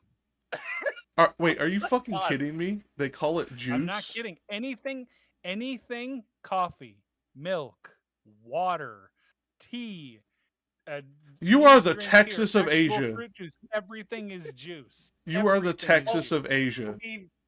I mean, you said milk in there, and I often call that moo juice, so, you know. Right. Well, I mean, you could also have bean juice too if you wanted like soy milk, but No, I mean, you could I also- get it. I mean, But You juice. could it's also just- call coffee bean juice. yeah. I mean, that was technically the first way it was ever made was as a stew. But, Hell, hot leaf juice for tea. yeah. Nut juice for fucking almond milk, blah, blah, blah. But, Yeah, well, it's still, you are the that Texas means of something Asia. entirely different to the kids these days. So No kidding. That being said, like I said, no, you are the Texas of Asia. When the first time I ever went to Texas, and I tried ordering a Mountain Dew, and they said, "Okay, I'll get you a Coke." I'm like, "No," I said Mountain Dew. They're like, "Yeah," I said, "I'll get you a Coke." I'm like, that waiter and I went back and forth for like 2 minutes before they brought me a Mountain Dew and said, "Here's your Coke," and I'm like, "Huh?" And that's when somebody from Texas in the booth next to me had to explain. Yep. Yeah, or Everything's when you juice. actually order a Coke and then they want to know what kind. Yeah. I'll have a Pepsi. Yeah. That'll be the Coke I'll drink. Yeah. Like like I said to somebody the other day, I love Texas as a concept. I could never live in that fucking state. Well, no, it's just like Texas I just is love the wild. irony of saying I love this physical place as a concept. Well, that means let me put that into a easier colloquialism. It was Idaho, right? it is a place I would be very happy to visit, but very unhappy to live. Fair. Because like too many problems in Texas. Texas is quite literally the only place in the entire world I have been chased out of a city for having a conversation. Oh, well, but the thing about Texas is we're full of blue islands. So I think you'd be fine in a city. Yeah, maybe. But there's other problems with Texas, like your roads, your cops, your Texas Rangers, all kinds of other Great. What do you mean? Our roads are great. until you leave the city. No, that's just it. Like, you can tell. Like, when you cross the state line to Louisiana, you can tell. Because all of a sudden, you start hitting potholes. Oh, Louisiana It's roads not aren't just great either. Louisiana, like you go to New Mexico and you Yeah. can tell too. Like the second you cross the state line. Yeah. Yeah. But you're talking the famously highways. I'm talking. overspends on its roads compared to, say, like trains and things like that. Or See, but you're talking the highways. Like the second I got onto like the state road network when I drove through there, very different experience. Oh, well, that's true with all states. But if anything, we spend more money on state roads than other states do. See, what I find funny is state roads in Florida better than most of our highways because our highways are always under construction down there. Michigan, same problem. Like the state roads, the side roads, normally better than our highways because they're always under construction. They're always under like repair, modification, maintenance, etc. Like you guys have great highways, but like when I got off the highway on a motorcycle, I felt like I was on a paint shaker. Well, maybe it's just because I live in a city, but like every road in cities, at least, is fine. And then I've been to, of course, many other parts of Texas, but I'm generally on major roads. You'll know the road system better than I do. It's been too many years. I was driving from I-10 through, we were going to Baja, and we got off a few times because you don't want to stay on the same road the whole time. So we take the jukes off that connected back in, 50, 60 miles down the road type thing. Okay, you know what it might be? It might be that you were on some roads that don't exist, that just ended up, people drove over those areas enough times to where it became essentially a road, but it wasn't intended to be one. If that's the case, Rand McNally's good because we had like turns and shit like on paper. All right, okay. I'm just saying, if you may be right because you live in the state, but like if that's true, Rand McNally's really good at finding fucking roads that aren't supposed to be there. Well, the thing about it is Texas is a state of man-made lakes. We made a shit ton of lakes here, and as a result, there's always people who want to build a house on a lake, even if there's not a road to that lake, or not officially one. And so they end up, by default, creating roads. I mean, true enough. Like I said, it was really weird because we were using like the trip finder thing to find our way through because we were like, oh, we want to divert off and see like some scenes type shit, and we'd, the places I'm talking about where there'd be like a state road that kicks off and then crosses the highway again like 5 towns over and you can get back on the highway. Yeah, sure. So now that being said, yeah, it was very different for us, because that was where the incident in Bay City happened that I've told you about. So I wouldn't want to live in Texas. I don't particularly want to live in the state that I currently live in. Generalize the entire state based. You're turning into Lethe now. No. The state in general, because also state laws. By the way, I don't want to live in my state either. I just own a house here. I don't have a choice without fucking doing a whole lot of fucking work that isn't really worth it. Where would you move if you could? Based on current state laws, I'd move back to Michigan. Based on current weather, not so much. Like, the problem is moving is where to move to. Everywhere has its fucking problems. It's why I don't move. And my wife's family's here, so on and so forth. We've talked about leaving the country, moving to other places like Southeast Asia for, time here and there.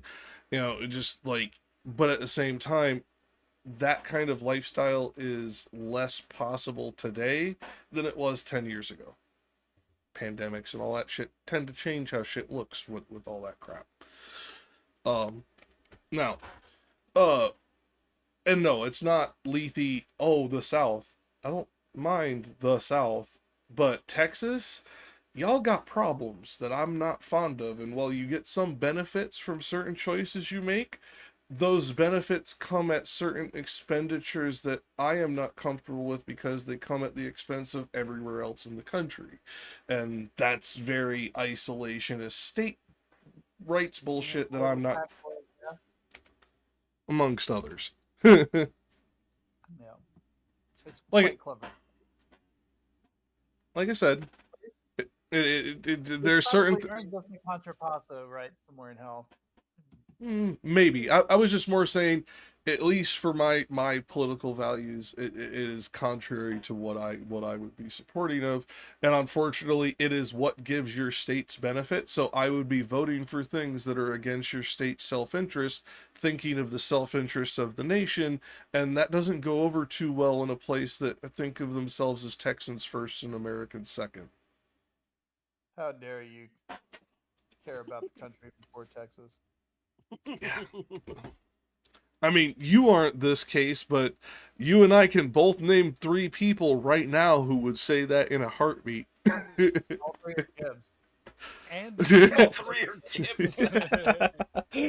Well, I was gonna say Gibbs or Osiris, and the other one was Grumple. You know, I didn't realize Grumple was Texan. Yeah. well, I mean, yeah. So Osiris, Gibbs, Grumple. Who else are we missing? We're missing someone else. Doghouse or Yeah. Ubu. We're missing a bunch, but I'm talking the ones who would say that dumb shit. I don't know if Ubu would. I don't know if Sistrum would. I don't know if any of them would, but like, no. But I know those 3 would because they've all said it to me. Hey, just so you know, Jack, your camera's messing up. Yeah, let me see if I can fix that. Ugh.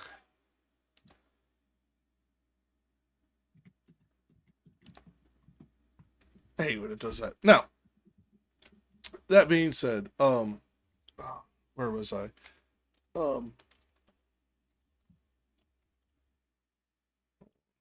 this message.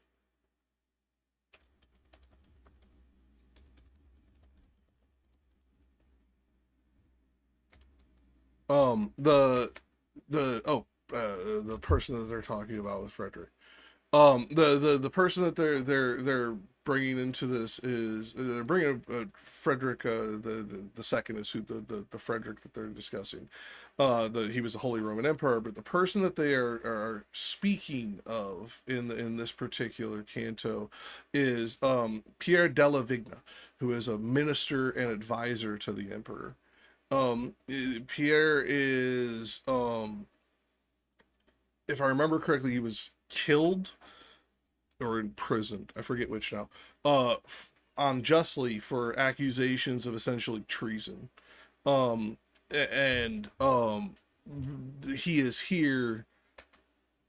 Why was he here? Oh, no, I remember now. He's here because he was imprisoned unjustly and in despair because he was in prison for crimes he did not commit, for treason against his emperor, who was somebody he loved dearly. He took his own life, and he is here because he is a suicide. Sorry, had to think about that one for a minute. So, like, the minister in question here is not specifically named, but they are talking about, or that is the person who is talking to Dante and Virgil at this point.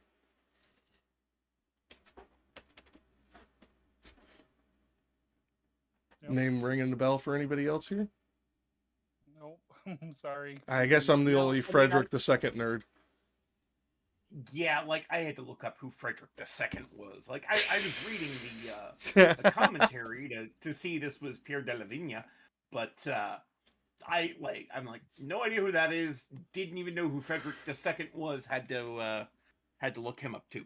Yeah, Frederick II is son or grandson, I forget now, but of Emperor Frederick Barbarossa. His empire was usurped from him. He had to fight a war and a crusade to get it back, etc. Like, it was interesting. Emperor Frederick II is probably one of the most interesting people of history that most people have never heard of.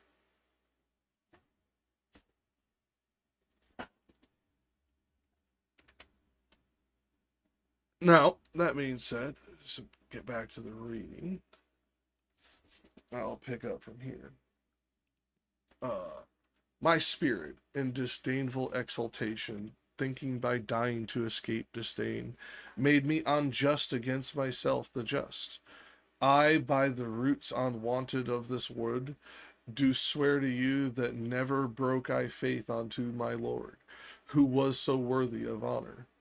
And to the world, if one of you return, let him my memory comfort, which in lying still prostrate from below the envy dealt. Waited a while, and then, since he is silent, the poet said to me, lose not the time, but speak and question him, if more may please thee. Okay, so like this is, I should have just read a little bit further, and it would have immediately reminded me of the suicide part without having to think about it hard. But like this is him like talking about it. Like, I never broke faith with you, but I was, that I'm here unjust because I became unjust in the killing of myself. Excuse me. Like this is the condemnation of that suicide. And if we were to give a title to this canto would be known as the Wood of Suicides. And I did not want to say that before this point because of the fact that like kind of gives away the rest of the canto. But that this would be, if we were to name this, this would be a Wood of Suicide. And the reason I say that is oh god, the artist name just slipped my mind. That's what he named the panel for this. Do you remember the artist name off the top of your head, Rich? It's kind of blanking on me right now. Blake. Thank you.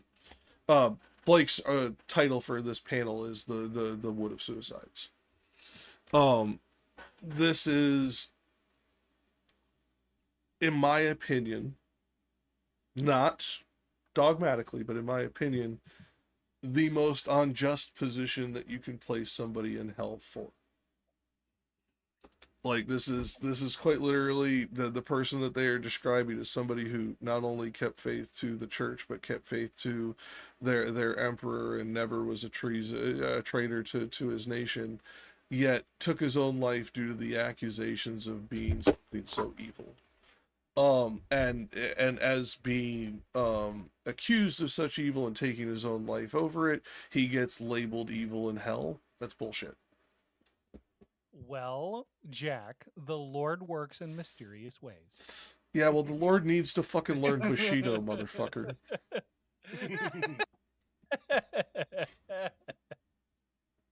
Jesus. Like that's always been one of my biggest complaints about the Catholic Church. It is this condemnation of suicide, especially when we have understood the implications of it for over 1,000 years. Like, this is just fucking stupid. But of course, you know why they did it, right? Yes. So we wouldn't have suicide cults. Yes. Yeah. Oh, we can get to heaven faster. Yeah, I know why they did it, and I know why it's fucking stupid now, and we should stop it. That being said, but that is really what this particular portion is about. Is Dante kind of feels the same way because he doesn't comment on this. He doesn't view this as a good thing. He doesn't view this. This is something that stops him dead in his tracks, and he just doesn't comment on. To me, that is his indication that he doesn't agree with this. Wait, he doesn't agree with God? Dante disagrees with God often as the author, not the character.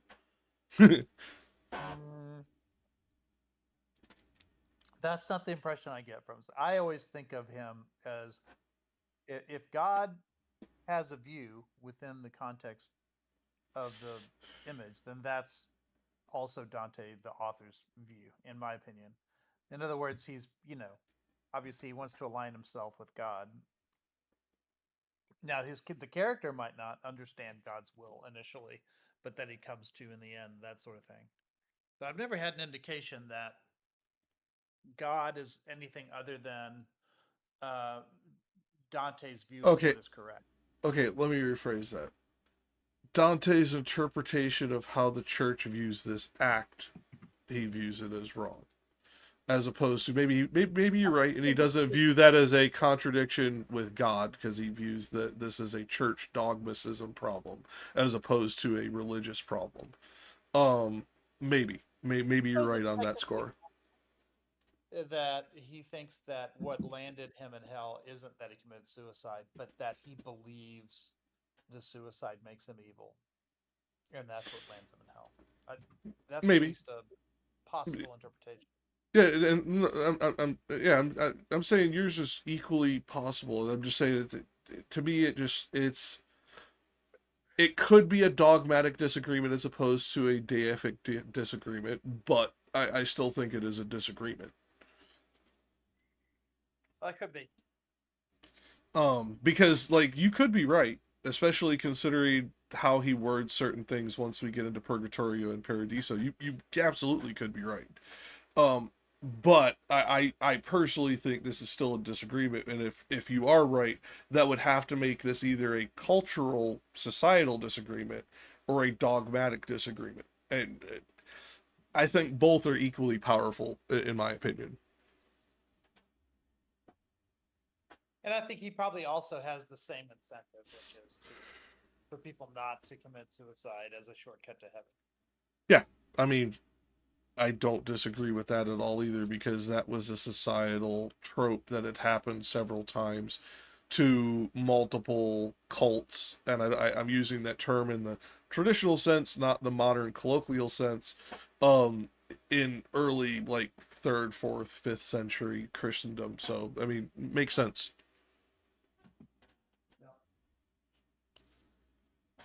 So now,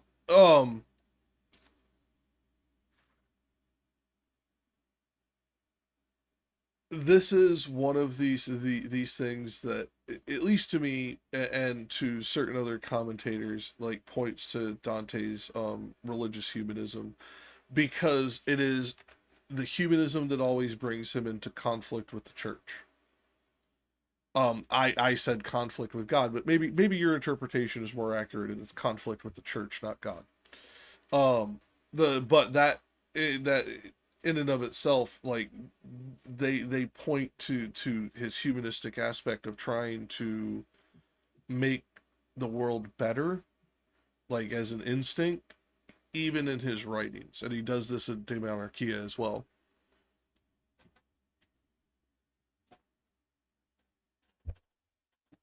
Everybody's so quiet. Get your coffee in you. I've already had 2 cups. I just haven't had a ton to say because unfortunately this one is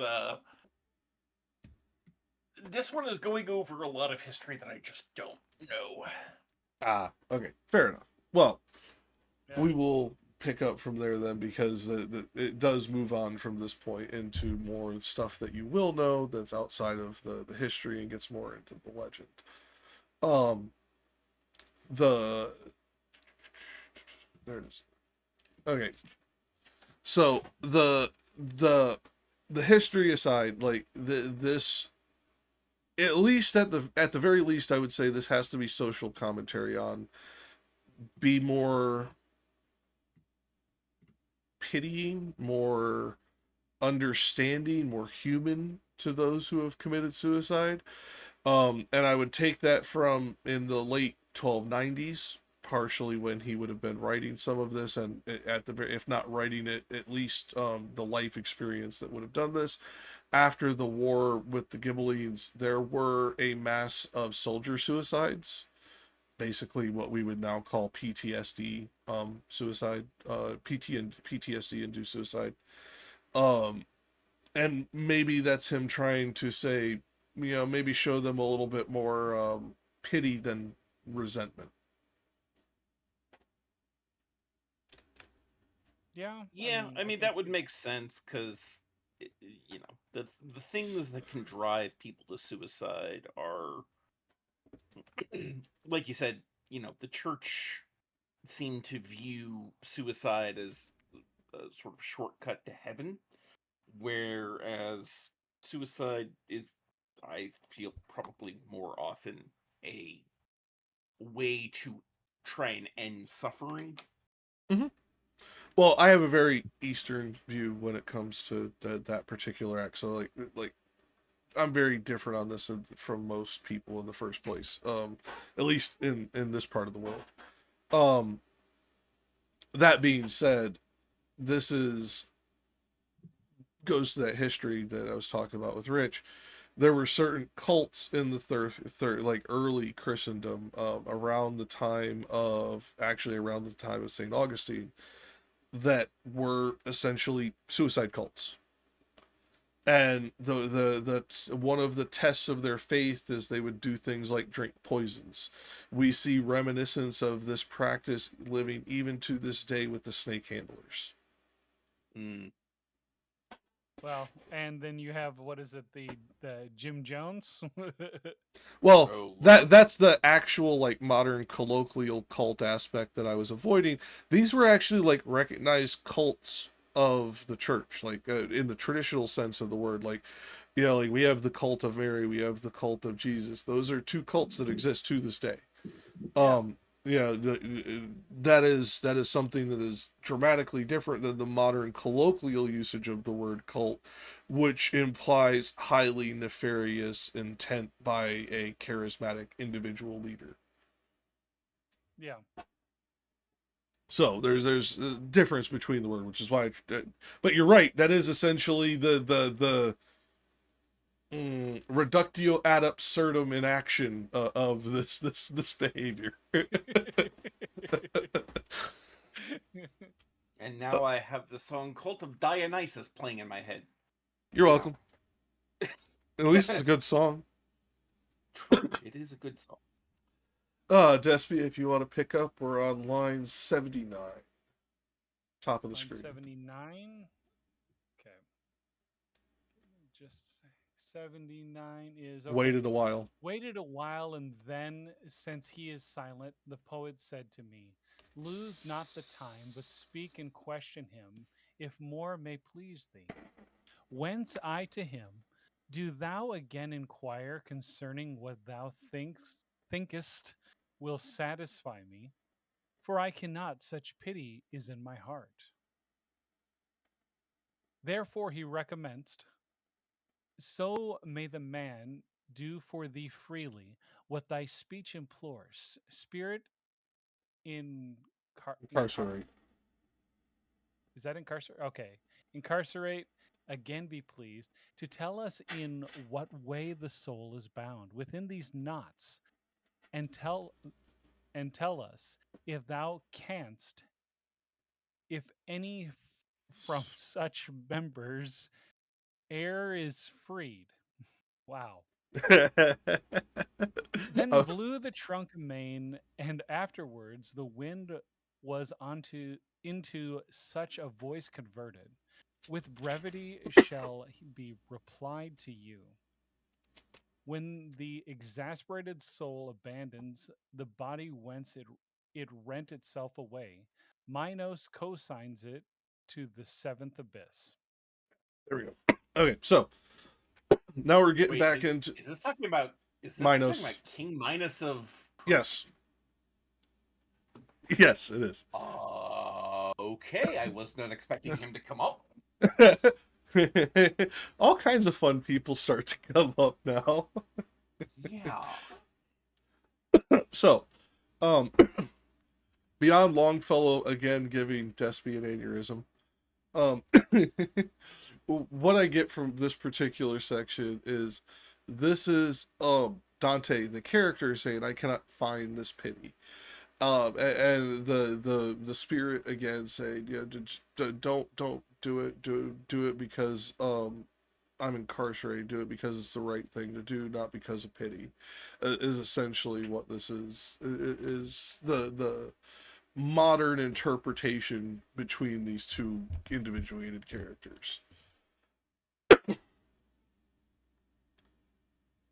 Yep. And let's just be honest, if any such members is freed is fucking goddamn ridiculous to say, when you actually have to remember that according to punctuation you have to say it, "If thou canst, if any from such members is freed," because Longfellow. On the flip side, Yeah.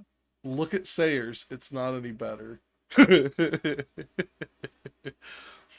Hers just makes you want to freaking like rip your tongue out because of the tongue twister aspect of it. Now, so Rich, you have been exceptionally quiet on this one, and this is surprising to me. I figured this would be one Canto you'd be a chatterbox on. Sorry, I've been desperately trying to catch up on the spreadsheet. The spreadsheet's less important to catch up on during the show. Yeah, I know. I just was kind of curious to like read the notes as I was going. I know. It's all right. You have your own idiosyncrasies. Like for me, I had to sit there and make sure everything was lined up on the screen and all that crap. So yeah, I'm with you. I was doing all that before we got started. I'm still trying to figure out why the hell Minos is the one sending a soul down to the 7th level. That, or 7th circle, I guess. Well, the 7th abyss is. I mean, I think is just a poetic alliteration for the 7th circle. Just to be honest with you, I don't think it's him. That's what I. But I don't think it's actually him sending him there, as opposed to. He is cosigns it not through his power, but the acts in and of itself consigned to there, if that makes sense.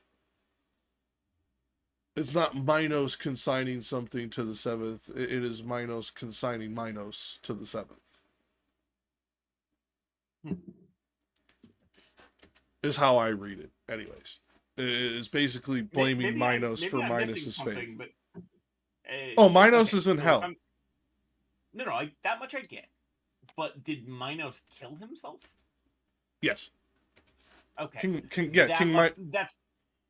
That's probably the bit where I forgot, because like I couldn't remember how Minos died, so I didn't realize that he had killed himself. In which case, now that makes sense.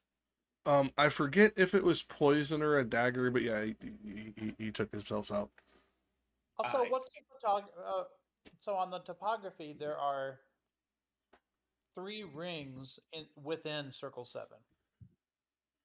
If we're being accurate, technically there's been rings within each circle. We just haven't talked about them till now. Well, yeah. So Sayers says, note that the 3 rings of Circle 7 are all on the same level. So you're actually not descending down. You're not descending down, you're progressing closer to center. Right. So that implies that all 3 rings are at the same level of damnation. Altitude, yeah, whatever we want to call it. Yeah, I'm just saying, like, no one is worse than the other. They're not. Sayers seems to think that it's important enough to note that you're not going down as you proceed from circle to circle. Oh, from ring to ring, you mean? Yeah. Yeah. No, I can see that, but I would say that is Sayers' interpretation. My interpretation is that they are gradations, but not gradations significant enough to warrant a circle change. But there is barriers in the form of these rings to show that the closer you get to the steps down, the worse you are. Just to clarify the earlier mythology, no, Minos did not kill himself. He was scalded to death by King Cocalus of Camicus, Sicily. Upon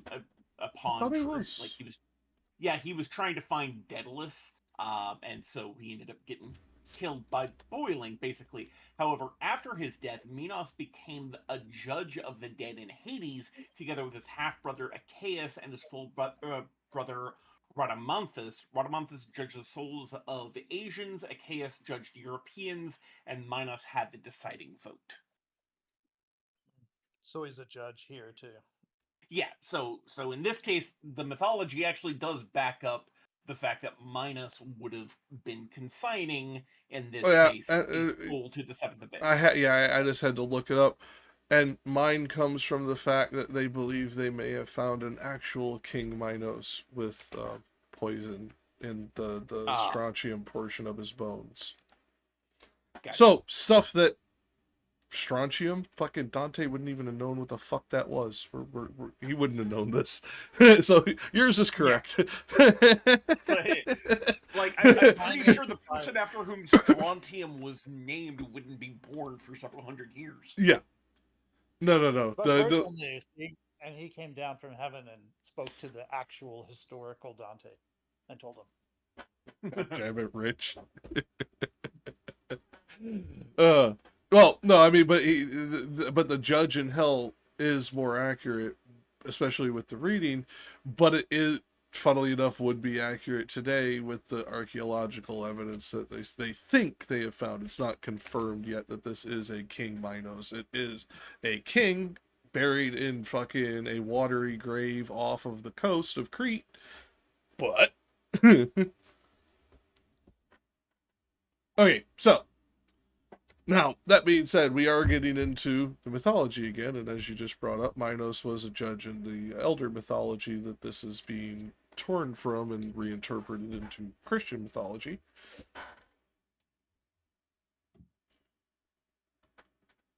Yeah, this makes sense.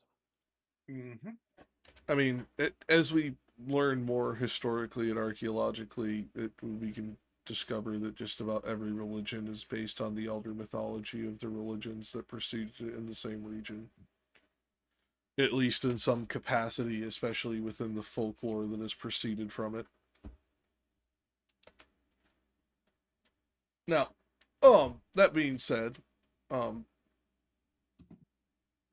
if you would like to proceed, because like I don't feel there's like a whole lot to add there, because we kind of touched on like both the commentaries in the previous section and what we're going to get into with this section because of what Ancom just brought up about the judgment aspect of Minos. So remove my modern knowledge out of their kids who are watching this in the chat. That shit came in 2012 was when that discovery was made.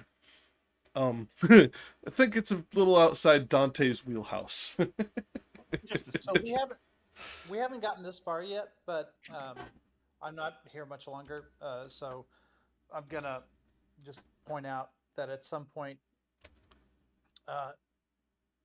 Sayers points out around line 151 that there was a wave of suicides in Dante's time. Yes, and that was the one I was talking about, but I attribute it to the historical knowledge I have around the war and my understanding of psychological triggers and financial aspects of the time and all that stuff, to considering most of them were veterans of the war that went through that area, that they were primarily PTSD or economic futility suicides as opposed to religious suicides. Sure, but that doesn't mean that the church, like, they might have been all of those things, right? But if you have some suspicion that you'll be better off after death than you are now, then that sort of indicates a religious aspect to it as well. I mean, you can. I mean, but at that point, then any decision you make, if you're a religious entity, is a religious decision, and that doesn't necessarily correlate to how humans work. I'm just saying, like, we know more now than they did then. It stops you like, even if it doesn't have a religious motivation, it might be that your understanding of religion tells you that at least you'll avoid punishment. You know, you'll avoid the pain that you want to avoid. Whereas if you know that you're going to hell if you do, then all the church can really do is try to convince you that that hell is worse than what you're going through now. Yeah, I mean, I don't disagree with you on that point at all. I was just going to point out that, like, I still think, based on the historical markers that we have outside of the literary references that Sayers uses to come to her conclusion, that it was probably induced by the war more than religious anxiety. And religious anxiety is probably what kept it to the minimum that it was. If I were to interpret this as charitably by modern lenses with our understanding of how the human mind works and how societal trends work, even with something such as suicide. Right. Because and this is, I'm sorry for anybody who's watching this who gets triggered by the subject matter, but it is important to understand this is a societal thing that happens. They will notice this trend that if somebody commits suicide within a particular community, suicide rates will go up within that community for a period of time that varies depending on the prominence of the person within said community, etc., etc. Because essentially, oh, they could do it, that gives other people permission in their mind, and that's the thing that Rich is pointing to, and the thing that the church was trying to prevent without saying it. Yeah, that was one of those shows that's kind of like the Twilight Zone. I can't remember which show it was, but maybe it was the Twilight Zone. But there was somebody figured out how to remember past lives, and then offered that as a service, and everyone could remember their past lives. And what that did was it triggered a wave of suicides because everyone figured that the life that they remember was better than the one they have now. And now that they know that reincarnation is real, then they can gamble on having a better life the next time. Yeah, there's so another therefore, one they did with little Anthony Fremont, with the little boy who always knew what you were thinking, which was the kind of thing that triggered the. Go ahead. At the end of the story, that same person offers her services in reverse. She offers to help you forget your past life. I mean, there's a certain colloquial societal narrative that actually has a value to that, which is the things that you cannot change, and there is nothing that you could do about that. There is a certain level of dissociation you should do to maintain a level of sanity. That is actually a powerful message to send, that sometimes forgetting can be more healing than remembering. Right.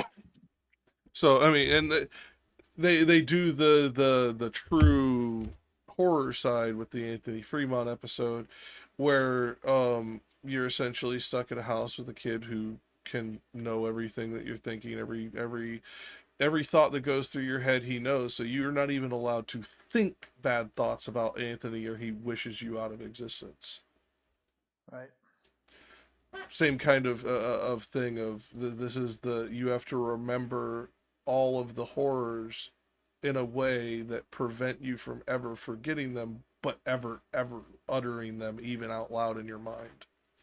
That story was so horrible that when they did the movie, they had to create a story where it has a happy ending. Like, he finally gets the mother figure that he needs, and she makes him stop doing horrible shit. I didn't remember that part. I just remembered the episode. Well, the movie was like in the 80s. It was like a couple decades later. Yeah, I just didn't remember the I mean, I think I've seen the movie. I just don't remember that scene from it.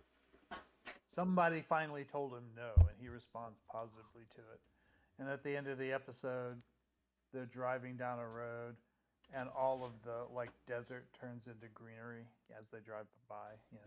Well, since we're going to be losing you soon, how about we switch up you and Ancom, and we'll pick up you at this point, and Okay.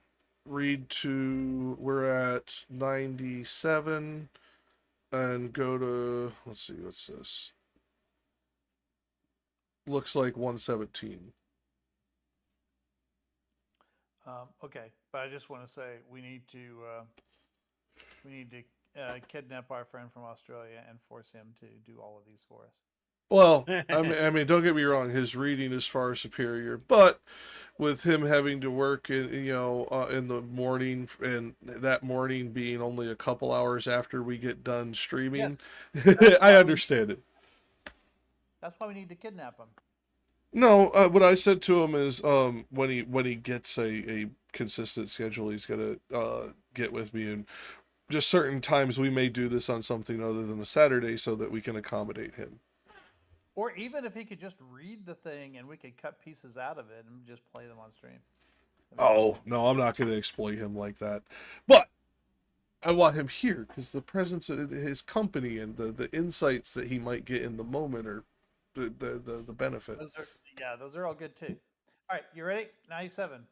Yep. It falls into the forest, and no part is chosen for it, but where fortune hurls it, there like a grain of spelt it germinates. It springs a sapling and a forest tree. The harpies, feeding upon its leaves, do pain create, and for the pain an outlet.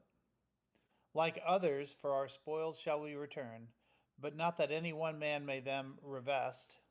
For 'tis not just to have what one casts off, here we shall drag them, and along the dismal forest our bodies shall suspended be, each to the thorn of his molested shade.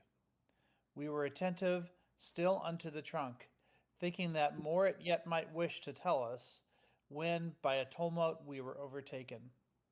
In the same way, as he who perceives the boar in the chase approaching to his stand, who hears the crashing of the beasts in the branches, and to behold, upon our left hand side, naked and scratched, fleeing so furiously, that of the forest every fan they broke. Yeah. Okay. So, like, at this point, they are, at least in my mind's eye as I'm reading this, Virgil is standing not idly by, but quietly by. Well, Dante is almost rapt attention fixed on this tree that he's talking to of Pier della Vigna. Um, the the the scene I'm seeing is essentially the do you remember the movie The Ghost in the Darkness? I do. No. No. Okay, it's a Val Kilmer Douglas movie about, it's actually based on a true story about two lions in Africa. But in that particular, Oh, wait. No, I have seen that one. I just yeah, remembered you because you mentioned the lions in Africa. I'm like, oh yes. Okay. yeah, there's a scene in that movie where the lion, they built these big like thorn bush fences, and that's what they describe these trees as, this big thorny like poisonous trees. And in that scene, you hear the lions breaking through that thorn brush fence, and like that's what I'm hearing in my mind is Dante, or seeing in my mind is Dante staring at this tree, waiting for it to talk again, and the harpies overhead biting the leaves off of it, and then all of a sudden the sound of just like breaking branches and russet so loud that it's enough to literally make you startle and jump and turn around. Um, like to me, that is the most abrupt entrance of anything up to this point within any of the cantos. To me, that at least implies a level of greater significance to the author rather than just dramatic scening. Because why hasn't he done anything this dramatic before now?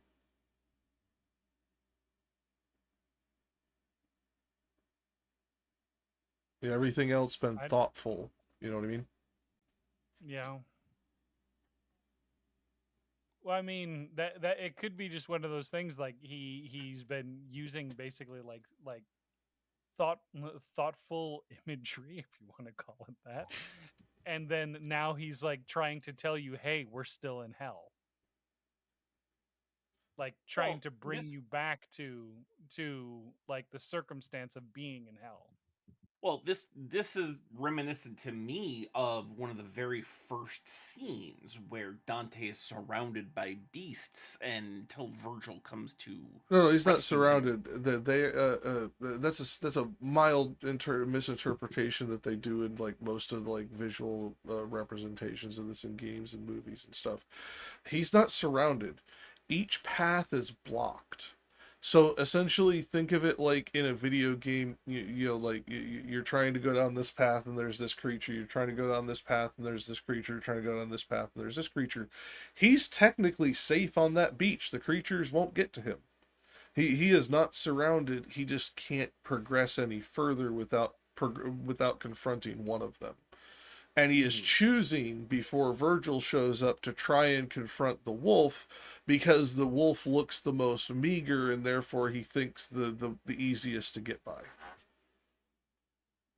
Okay. For some reason, my memory of it was that it was, you had, there were three of them, one on each side of Dante. But okay. I wish I had a live production room because I just do it with my fingers. So I'd be like, yeah, there was this pass with the lion and this pass.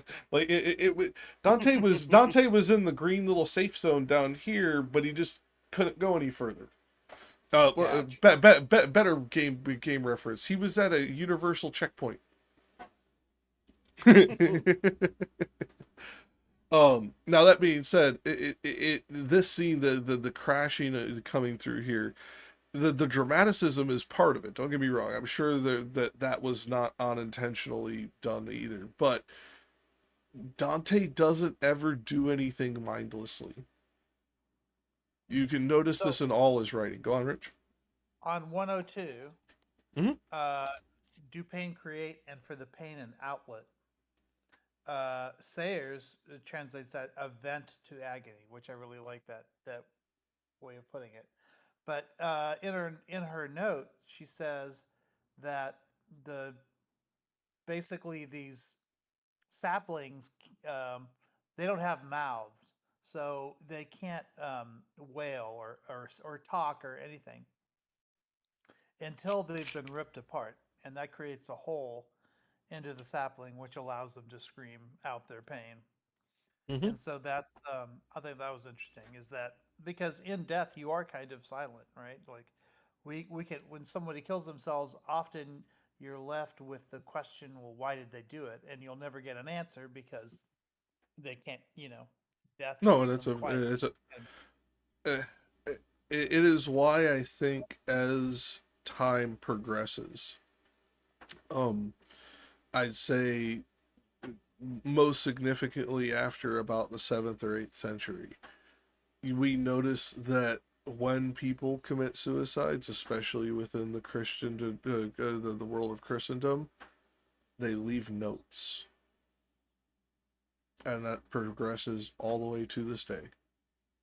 Yeah, but they don't always. No, but we see it in increasing frequencies. There was a particular, I forget the guy's name now, but there was a particular French aristocrat who committed suicide very publicly, and with a note pinned to his chest.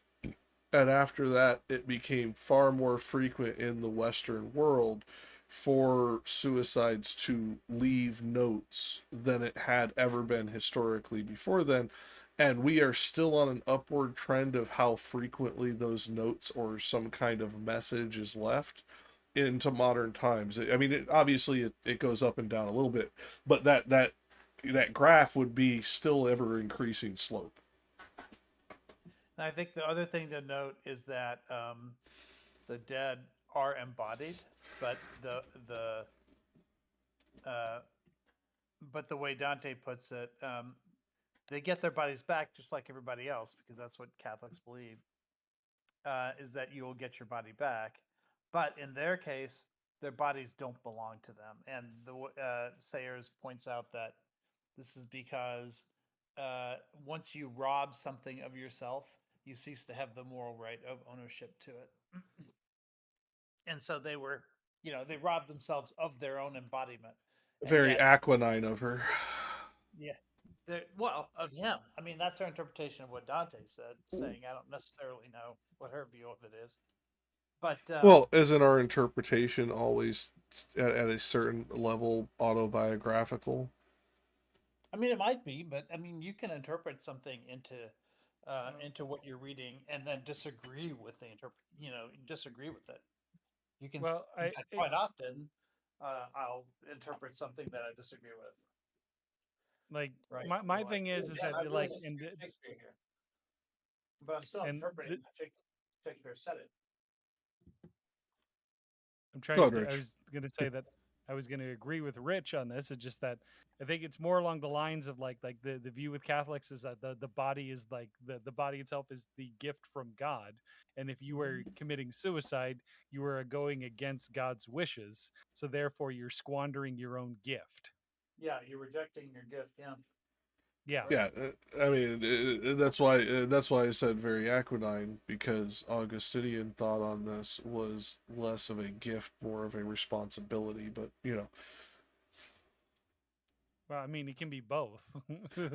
I'm just saying why I said Aquinine It's and like getting a why. puppy. If you get a puppy is both can be both a gift and a responsibility at the same time. Yeah. I'm not disagreeing. I said more of, not exclusively of. Oh, you and your nuance. Yeah, it's important. Way to go. Way to go. Nuance is important in this shit, especially when we're talking about Dante as read through Longfellow. We need nuance for both of those pricks. Yeah, keep your logic to yourself. My goodness. And in this case, interpreted by. I think I just made Jack short circuit for a moment. No. It's just like, it's one of those things. It's like when people say that, I know they're trying to fuck with you, but at the same time, it's like, you know better. Don't say shit like that. That's dumb. We know people who actually will listen to you. Don't say that. Fair enough. It's like the old adage. If all your friends jumped off a bridge, would you? No, there's some assholes. That's exactly what's gonna happen. To be fair, 9 times out of 10, they were planning on jumping off the bridge anyway. They just saw someone else do it. True, kind of goes to that whole societal impetus and contagion aspect that has a certain level of validity to it. That just not in the way that. In Circle 7.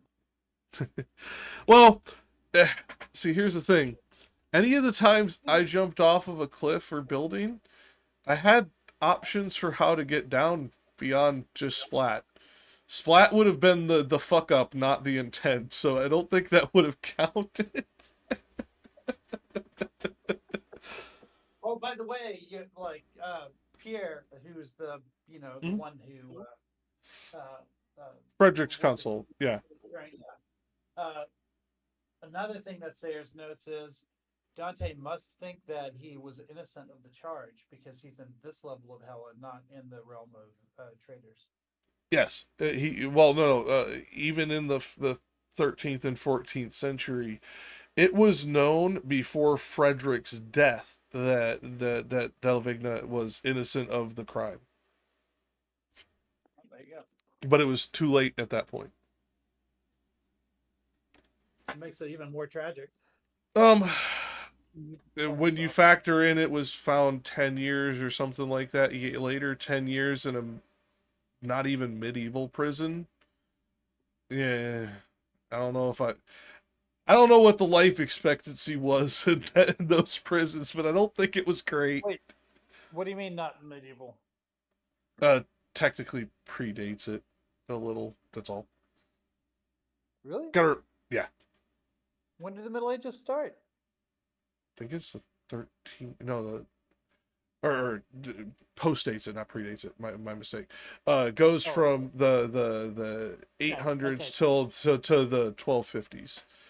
and the Italian Fre- Renaissance has been and Frederick is from 1150 till 1270. Um, he basically oh man, don't get us breaks the started on cusp. don't get us started on when eras begin and end. Uh, Arguable, but more I'm talking about is we can at least delineate the two time periods within Frederick's life, because the cusp also seems to separate when he had power and when he was in exile. So also it wasn't a catalyst for said event, it just neatly coincides with said event. So would you say when do you say the Middle Ages begins? I mean, ends then? And Or I 12 guess when does the at Renaissance- least according to the books I'm used to reading, 1250 is the end of the Middle Ages. in And then there is what is known as the pre-enlightenment, that's and really then early for the beginning of modernity.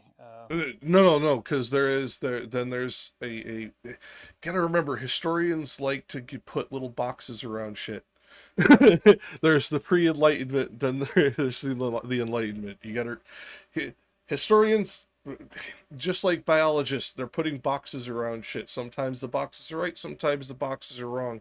But as we have progressed throughout time, those boxes get more and more finite, and we create more gradation because we see more delineation in archaeological and historical references that had been glossed over in the past, etc. And the reason they say this is the end of the Fourth Crusades ends the Middle Ages.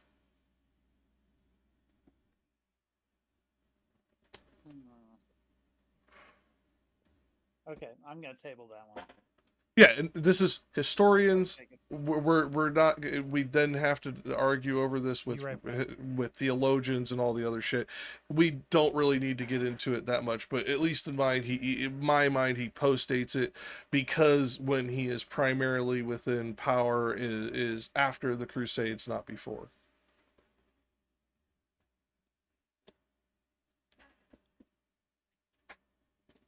Oh. In fact, it is the actions during the Fourth Crusades that allow Frederick to resume his power, actually. Now, that being said, I've never seen a date for the beginning of modernity any earlier than 1300, but then like I said, at there's, least in terms of Italy. and then, like I said, and then they say, when we're talking historians on a full Western scope as opposed to finiting to the Mediterranean, they will talk at the end of this being, then you get the pre-enlightenment from 1250 to 1350, and then the Renaissance starting 1350 to 1540, I think, is when they switch it off. I mean, if we take the transition between the Middle Ages to modernity to be the Renaissance, then like even Wikipedia is showing an Italian sort of proto-Renaissance beginning around 1250. So Dante would have been like one of the very first artists of the Italian Renaissance. Yes, and we're looking at not just a individuated country's Renaissance, we're looking at the Age of Enlightenment in the Western world, which, while it technically has its most famous roots within Italy and France, it actually started in the whole of the Mediterranean years earlier, which is why they call it pre-enlightenment and enlightenment now, and that century of the pre-enlightenment is slightly different than what most people traditionally were taught in our generation, Rich.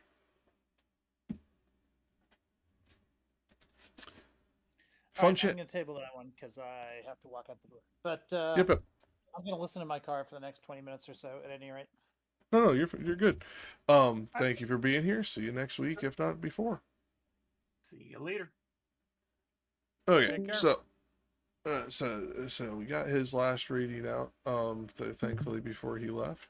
We'll now go on to Ancom, since you were next. We're picking up at 118. And the last little thing before I go, the aspect that I forgot to bring up, the we have only truly got a glimpse of what's about to happen.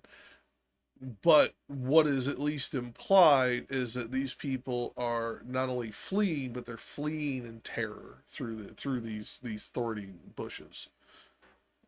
And then we can pick up there, because that was the last little bit before we go on. He who was in advance, now help, death, help. And the other one, who seemed to lag too much, was shouting, Lano, we're not so alert those legs of thine at joustings of the topo. And then, perchance because his breath was failing, he grouped himself together with a bush. Behind them was the forest full of black, she-mastiffs, ravenous and swift of foot, as greyhounds who are issuing from the chain. On him who had crouched down they set their teeth, and him they lacerated piece by piece, thereafter bore away those aching members. Thereat my escort took me by the hand and led me to the bush that all in vain was weeping from its bloody lacerations. O Jacopo, it said... Oh, sorry, did you want me to stop there? Yeah, I was just gonna say, fucking bloody lacerations of a bush. Jesus Christ, like just the imagery there. Yeah. Go ahead. O Jacopo, it said, of Saint Andrea, what helped it thee of me to make a screen? What blame have I in thy nefarious life? When near him had the master stayed his steps, he said, Who wast thou, that through wounds so many art blowing out with blood thy dolorous speech? Yeah, like, I'll be honest, the way I always envision that scene when I read it, you remember the scene in Jurassic Park when just after Clever Girl, the splatter of blood on the fern? Oh, yeah. That's how I envision this bush. Is just... Yep. Now, I'm weird like that. A lot of people would be horrified by this visualization. To me, this just reminds me of what would happen in nature. My question is like, is his use of greyhounds like the breed of greyhound that we know of, or is it Yes. greyhounds as in like a what was it? Like Broodhound. color. No. We found this out when they mentioned greyhound last time. Greyhounds actually date back to like 3000 BC. Yeah. No, I know that. What? Yeah, I'm just wondering if they're going by the breed or they're going by the term. He calls them she mastiffs. So I think what we are actually seeing here is mastiffs that he is saying are as fleet of foot, as fast as greyhounds. Meaning you have something the size of a fucking small elephant running at you at the speed of a greyhound. Right. Okay. It's one of those things like for me, like reading the lines and then the punctuation as well, I ended on foot and started on as greyhounds is how I read it. Yeah, like I said, I'm with you. I personally think they're just trying to say unnaturally fast, big ass dog. Yeah. Yeah. And so, to be specific, female big ass dogs. Yeah. So the word here, kanye, just is the feminine form of dog generally. So she mastiffs would have been a choice. Hold on, let me look at Sayers. Let's go with a word that I probably shouldn't say on YouTube. The B word in its. Oh, you can say bitch. You know, you can say bitch in this context. Rhymes with stitch. Okay, yeah. So like. In fact, actually, Musa uses this by a pack of black bitches. Literally meaning female dogs. Yeah. And so, and then it says as greyhounds, likely because that's how fast they are moving. Not necessarily that they were greyhounds like the breed, simply that they were moving as quickly as a greyhound might. Yeah, and like Sayers being the prude that she is makes it Bratches, taking it to the colloquial slang for a group of dogs. Yeah. And as keen as greyhounds fresh slipped from the thong. So basically, it's saying like these were dogs that had like these were hunting dogs that had just been let loose and were just starting after their prey. They, they were full of energy, full of vigor, full Yeah. of violence. Yeah, I love Sayers. She has probably some of the more beautiful versions of this, but she makes some choices that you can definitely see are autobiographical in nature, Mm-hmm. due to her own religious prudency.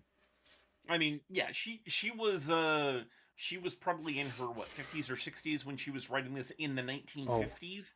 I'd So, have to look up her birth date. I don't know. oh, You okay. may be right. I have no clue. Just to be honest with you. Anyway, but like she was a highly religious woman growing up in a very socially conservative time of the early or to mid 20th century. So, yeah, it would have Yeah, been yeah. she I would have just been don't know her using exact birth date. Actually, let's look that up yeah. real quick, and I'll actually do.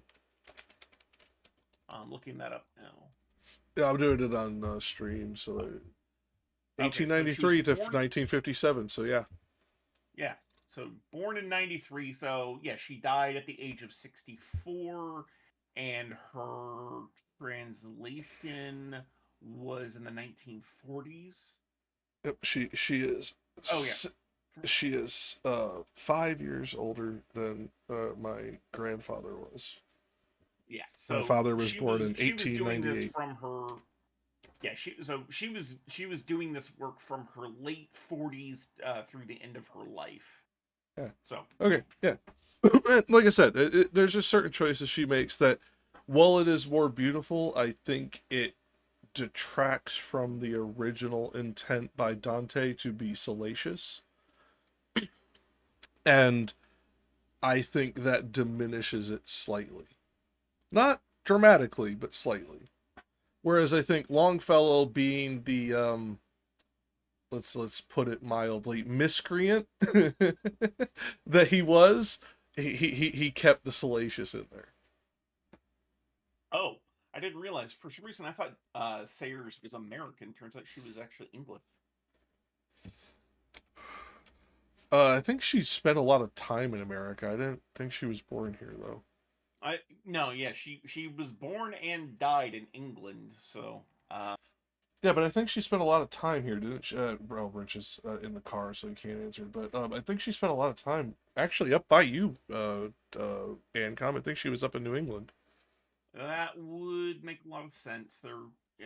New England and England have always had a fairly close connection. That I think more Yeah, recently has somewhat died away. yeah. I'd have to. I mean, I don't want to dig through her Wikipedia. I just did it real quick for her birthday. Yeah. But like I want to say Boston even, but I'm not positive on that. Mm.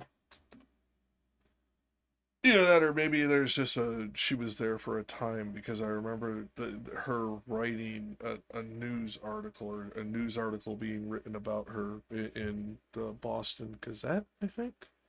Mm.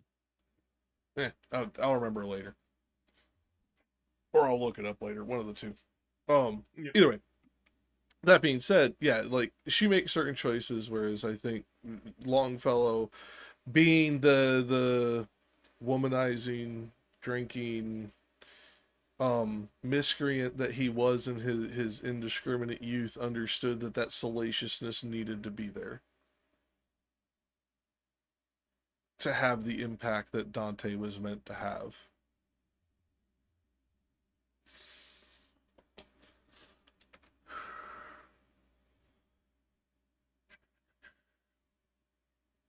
Now, Right. Saint Andrea is the next one. I am unfamiliar with this saint, funnily enough. Oh, let me take a look real quick. I could have sworn I've read something about her. I the name sounds familiar to me too, but I like, unlike all the other saints where I can go, oh, patron saint of blank or saint of this, I got nothing.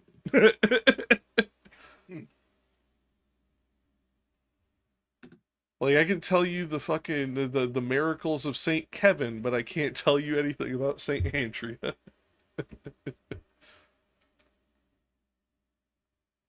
Always weird when someone uses my first name in such a different context. Fair enough. On the flip side of that, the reason I know of Saint Kevin is Kevin Smith, so you're in good company. Ah, fair. This is really interesting. The Saint Andrea that they're talking about is a contemporary person. Okay. Andrea Doty, like born in 1256 and died in 1315.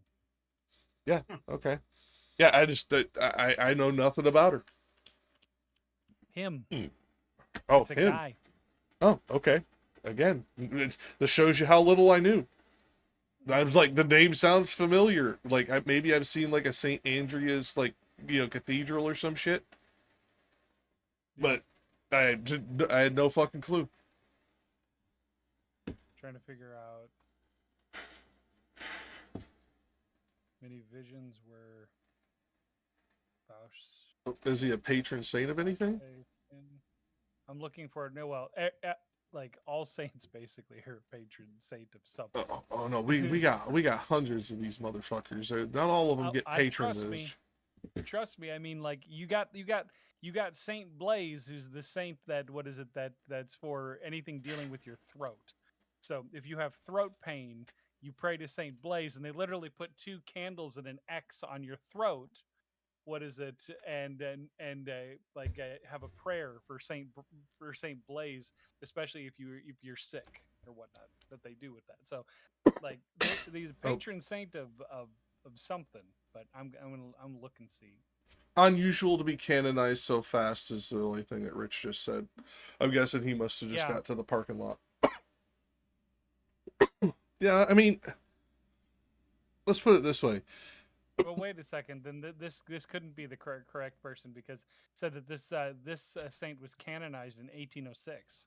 Yeah, but they may have been calling them saint long before then. Like, this person was so saintly that the church should saint them, kind of like people did to Teresa, and then they sainted her, and then people realized the actual horror story that she is. Well, it might be referring to Andrew the Apostle. Could be. Mm-hmm. Hold on 1 second. Let me do a quick search real quick.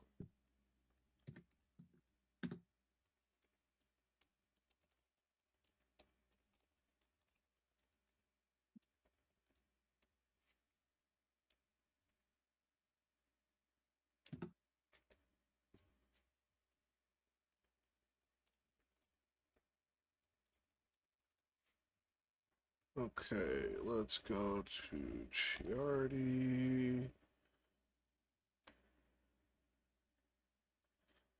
Okay, so according to this, it is Sant Andrea, not Saint Andrea, that's been mistranslated, and it refers to Jacopo da Sant'Andrea, a notorious figure in Dante's time, known for his reckless and wanton destruction of property, particularly his own wealth.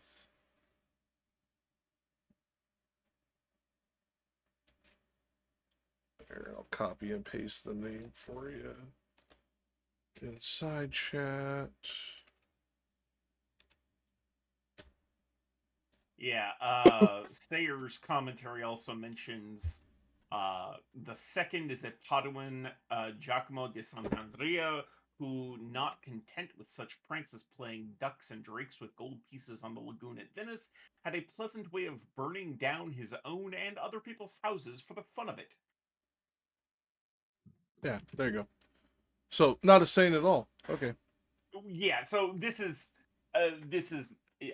tongue in cheek of Saint Andrea, which probably would have been a location named after Saint Andrew. Okay. Yeah. But the person in question is not the saint; it is a person from a place named after the saint. Yeah. Yep. Which is fine. I'm glad we looked it up, because I'm sitting there going, Yeah. St. Andrea, like, I don't know who the fuck this is.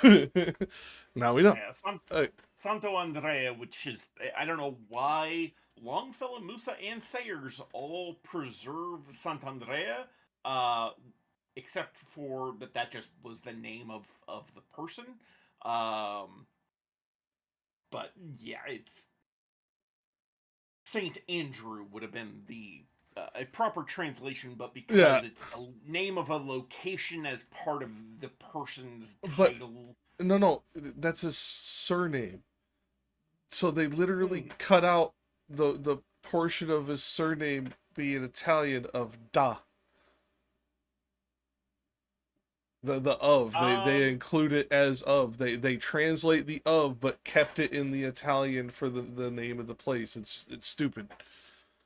Yeah. Well, okay, so the problem here is that both Longfellow and Sayers split up because it's going with the Italian. O Jacopo or O Giacomo, I don't know why Musa and Sayers transliterate the P into an M. That's weird, but whatever. Because it's the more common alliteration within English speaking world. Jacopo is a very Italian way of saying it. Giacomo is how they traditionally Englishize it. Yeah. So O Jacopo, it said of Saint Andrea. It's that separation with the or it said. Musa at least puts that at the end, but then he uses O Giacomo de Sant'Andrea. Which he uses the full name, yeah, but like at least there he keeps the da instead of translating it to of, which is weird by itself. Yeah, like I said, it's weird. The other thing that they could have done is kept it as is and removed the common after Jacopo and made it da Sant'Andrea. Then you would know it is a name, not a description. Would help too. Yeah. That being said, I think, could be wrong, this comes from the tradition within English lordship of you are blank with a surname of blank manor or of blank house, etc., of Windsor, blah blah blah. So you end up having a surname and a house name, and I think this might be a accidental alliteration on people like Longfellow's part in the past, and perpetuation of people by tradition in modern English speaking to do it because they are essentially learning from the older people. So it got perpetuated from an alliteration, from a inculcation in a particular region. At least in my opinion, I think that's what this probably is. Because you'll notice this in America, if you're in the Northeast, I won't say New England because that's not technically accurate anymore. Most of the Midwest and New England would count with this now. This same kind of alliteration tends to happen even so much as like on like restaurant names. It's Monterey Jacks of Farmington, so on, so forth. Whereas you see that change more in the South, now it just becomes the surname of whoever's running the place. And in the Southwest, it becomes the name of the family who runs it, as opposed to a particular surname of any one individual, so on, so forth. And I think that comes from cultural inculcations of regional alliteration and practices. Hey, linguist, we have one here. Well, how far off am I? Doesn't seem too far. And language teacher? Does that sound about right? Sounds okay. You're like, yeah, I'm not giving my stamp to this. Fuck you. Sorry, I was busy looking something else up while you were talking. So no, you're fine. No, you're I'm not fine gonna because you're lie. also a linguist.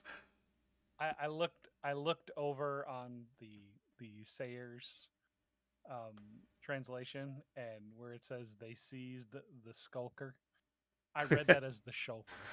Not gonna lie. They seized the shulker and set their teeth.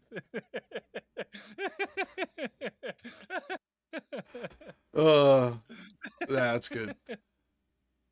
Oh, oh, so I'll close this out. Oh wait, no, Despy, you want to go? Or do you... Where am I reading from? We're at 136. I'm just asking. You don't have to if you don't want to. I can. It's not a Okay. problem. Okay. Is this Yeah. aneurysm inducing? No, actually, the Okay. only thing that is slightly messy is in 143 to 144. Everything else is pretty good. Okay. So you said that I'm at 136? Yep. And we'll just Okay. close it out with you. When near him had the master stayed his steps, he said, "Who wast thou, that though wounds so many, art blowing out with blood thy dolorous speech? And he to us, O souls that hither come to look upon this shameful massacre, that has so rent away from me my leaves. Gather them up beneath the dismissal bush." Dismal. What? Dismal, not The dismissal. word is dismal. Oh, did I say dismissal? Yeah, it's okay, dude. It's late at night for you. It's cool. Yeah. Dismal bush. I of that city was which to the Baptist changed its first patron. Wherefore he for this forever with his art will make it sad. And were it not that on the pass of is that Amo or Arno? Arno. Arno. Some glimpses of him are remaining still. Those citizens who afterwards rebuilt it. Upon the ashes left by Attila, in vain had caused their labor to be done. Of my own house I made myself a gibbet. I find it interesting that we're getting a mention of Attila the Hun here.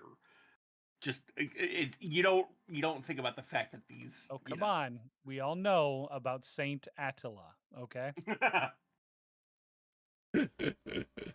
I mean, considering the that. holy hand grenade of Antioch. Well, I mean, we can point to at one point in time that there were Romans who thought that they could truly convert Attila and bring him into become actually part of the church. That is something a few of those fucking nutbags thought was going to work. Yeah, that's That was not reading Attila well. That works really well with his lifestyle. Yeah, you know, when they were trying to do this, he only had 40 wives. Yeah, well, yeah, but that wasn't even including his concubines. Yeah, I know. This is kind of my point. There's a reason why, like, a lot of people within China itself have what is a genetic ties back to Attila. Well, I thought it was no, Genghis Khan that had all. No, that's Genghis Khan. No, it's both. Western China has a lot of influence from the steppes, and therefore a lot of blood of the Huns and Attila. But Chinggis, his blood goes all over the fucking world. His blood is there is a non-zero chance that one of us has Chinggis blood in us. Just to put it mildly, there's something like 22 million descendants already discovered. Dang. Man got around. That's one way of putting it. The other way to put it is he was a raping, murdering cunt who fucking thought impregnating enough women would let him rule the world.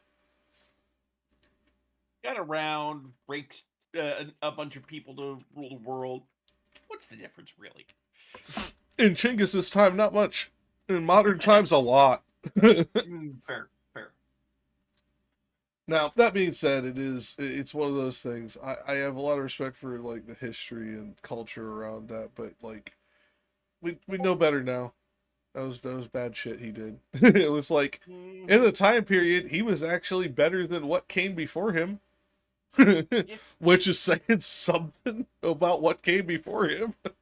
True. Like, the fact that he was cool with religious freedom throughout his empire, that was not something you tended to see before him. Actually, that's a slight misnomer. Actually, Asia was widely open to religious freedom for the most part. It was, you were not allowed to do public practicing of. You had to reserve it to your temples. Chinggis was the one who changed it and allowed it open in the streets. That was his innovation. Gotcha. Yeah, like most of Asia actually was widely religiously pretty tolerant. They weren't, I wouldn't say accepting, but tolerant. Yeah. I can think of like, a little bit in the Kush, this isn't true. A little bit in around the fringes of Russia, this isn't true, but mostly it is.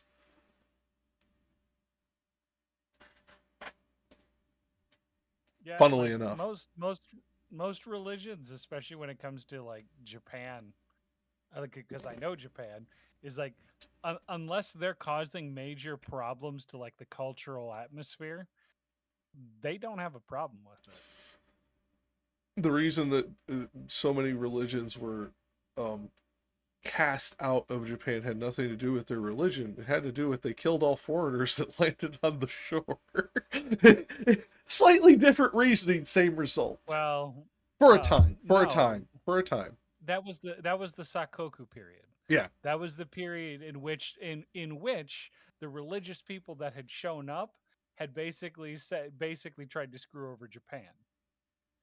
Well, I knew the reasoning, but that's what I mean. It was also, it wasn't they were necessarily trying to keep the religion out. They were trying to keep all foreigners out. They killed everybody. Yeah, it wasn't a we hate your religion, although that was part of it with certain daimyos. This was before daimyos, right? Well, it really depends, because like if you went up north, you were safer. But if you landed anywhere basically south of Ibaraki, you were probably killed on sight. Yeah, that's the whole premise of the book Shogun, is that this one leader didn't kill Blackthorn when he landed on the shore. No, no, that's not. No, like the Sakoku period happens after that. Then why was it? It was kill all that landed on the shore in that time period too in the book. I'm not saying it's necessarily historically perfect, but that is Blackthorn was supposed to be killed on sight. Well, here's the thing: like it could be that people that were shipwrecked and didn't go through a port of entry were killed on sight. Interesting. That is plausible. That is highly plausible, because it would be seen as a slight, and like not following the proper channels in order to to dock within like the Japanese islands, which could get you killed. If anybody showed up in a boat.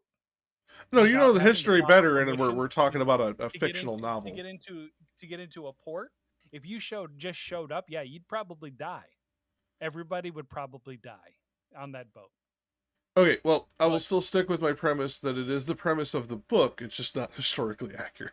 It could be, because like the thing is like the kill on sight order really didn't actually like become a thing until after Japan kicked out all the Portuguese, Spanish, English, and everybody but the Dutch, and they forced the Dutch to stay in Dejima Wharf, which, if you've been there, is an extremely tiny island, and that was the only place they were allowed to travel. I've never been there, but I've seen I have. videos of people walking around it, and the videos were not long.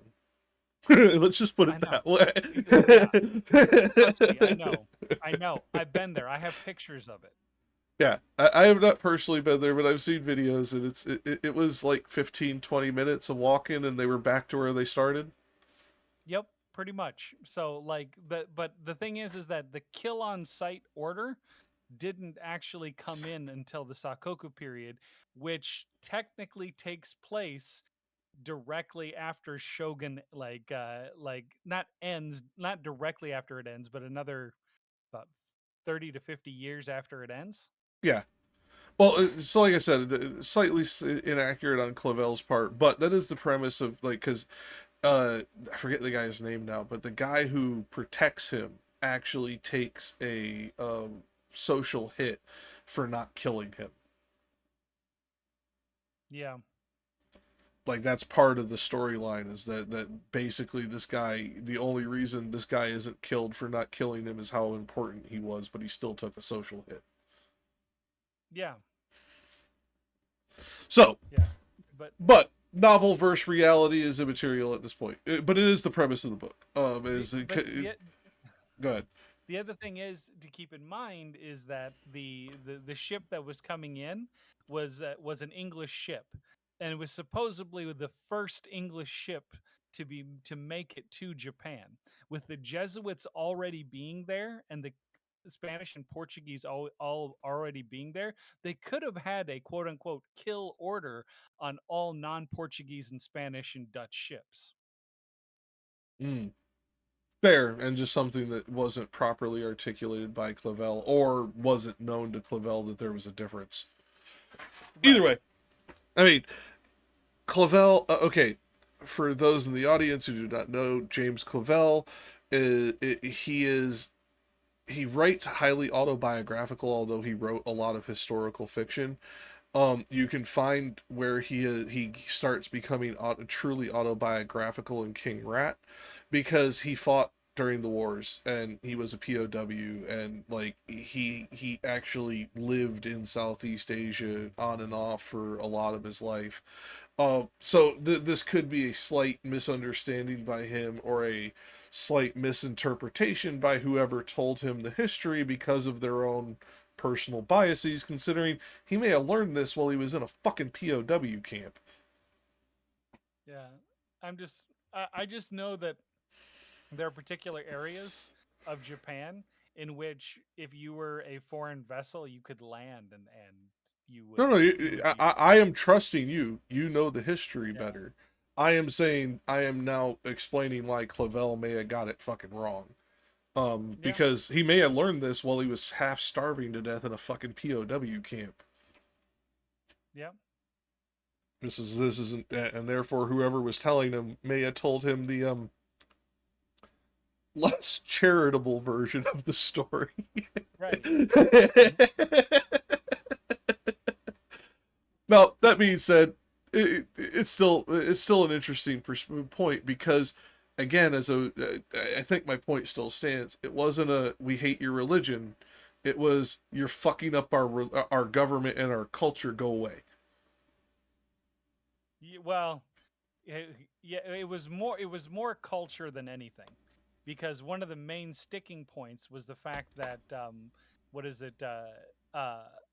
people were signing contracts for the form of slavery that Japan had at the time, which was not chattel slavery, but not great either. at But the it doesn't. time, Yeah. but at the time, the Spanish and Portuguese were accepting chattel slavery, or they were taking the documents and then removing people from Japan and then forcing them into a form of chattel slavery.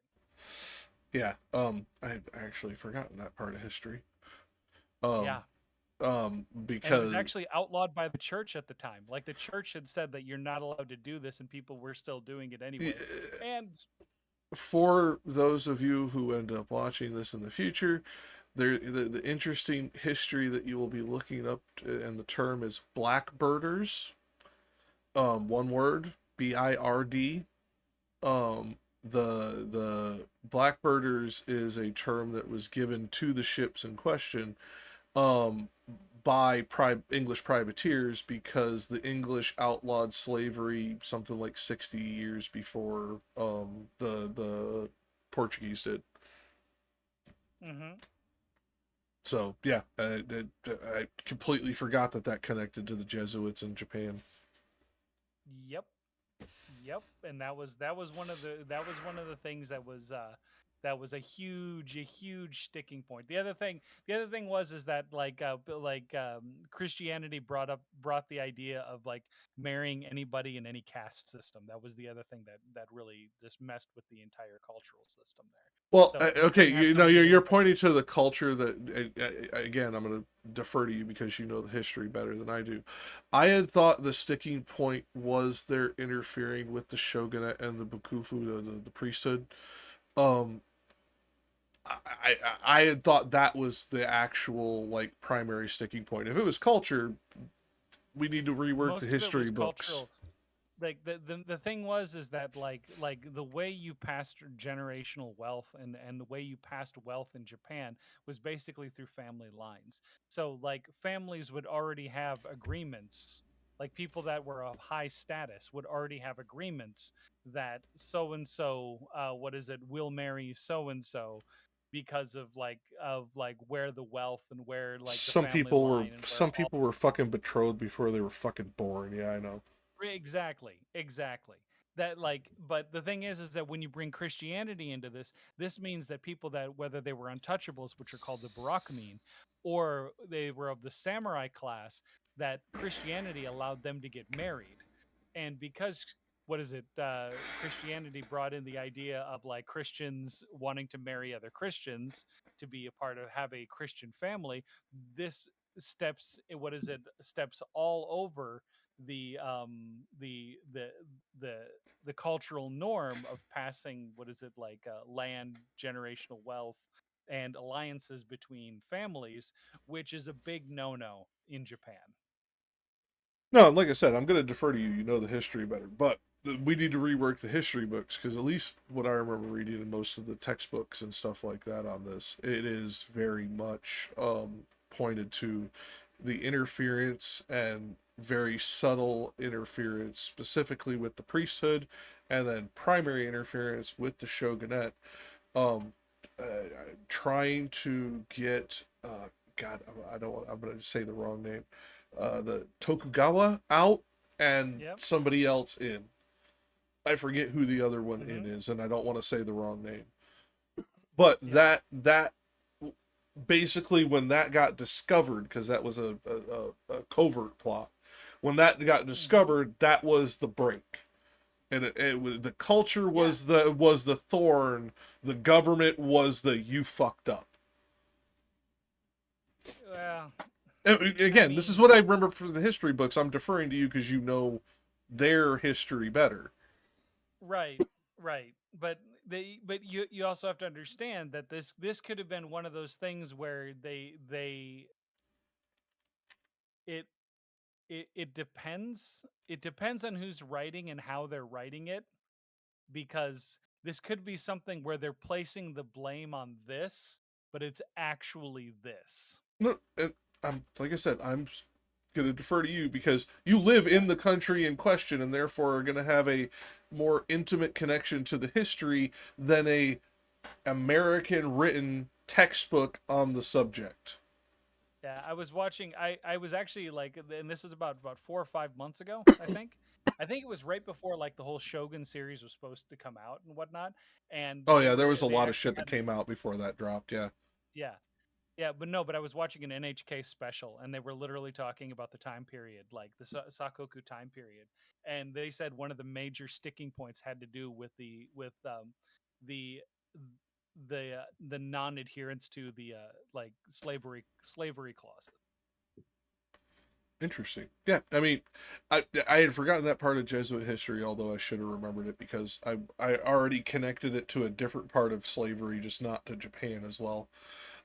Hmm. The but the it's interesting to me that it was probably, when you look at the history of this, more culturally driven, because to me that makes it even more insidious, because their governmental infractions were pretty fucking severe. I think we can all agree on that.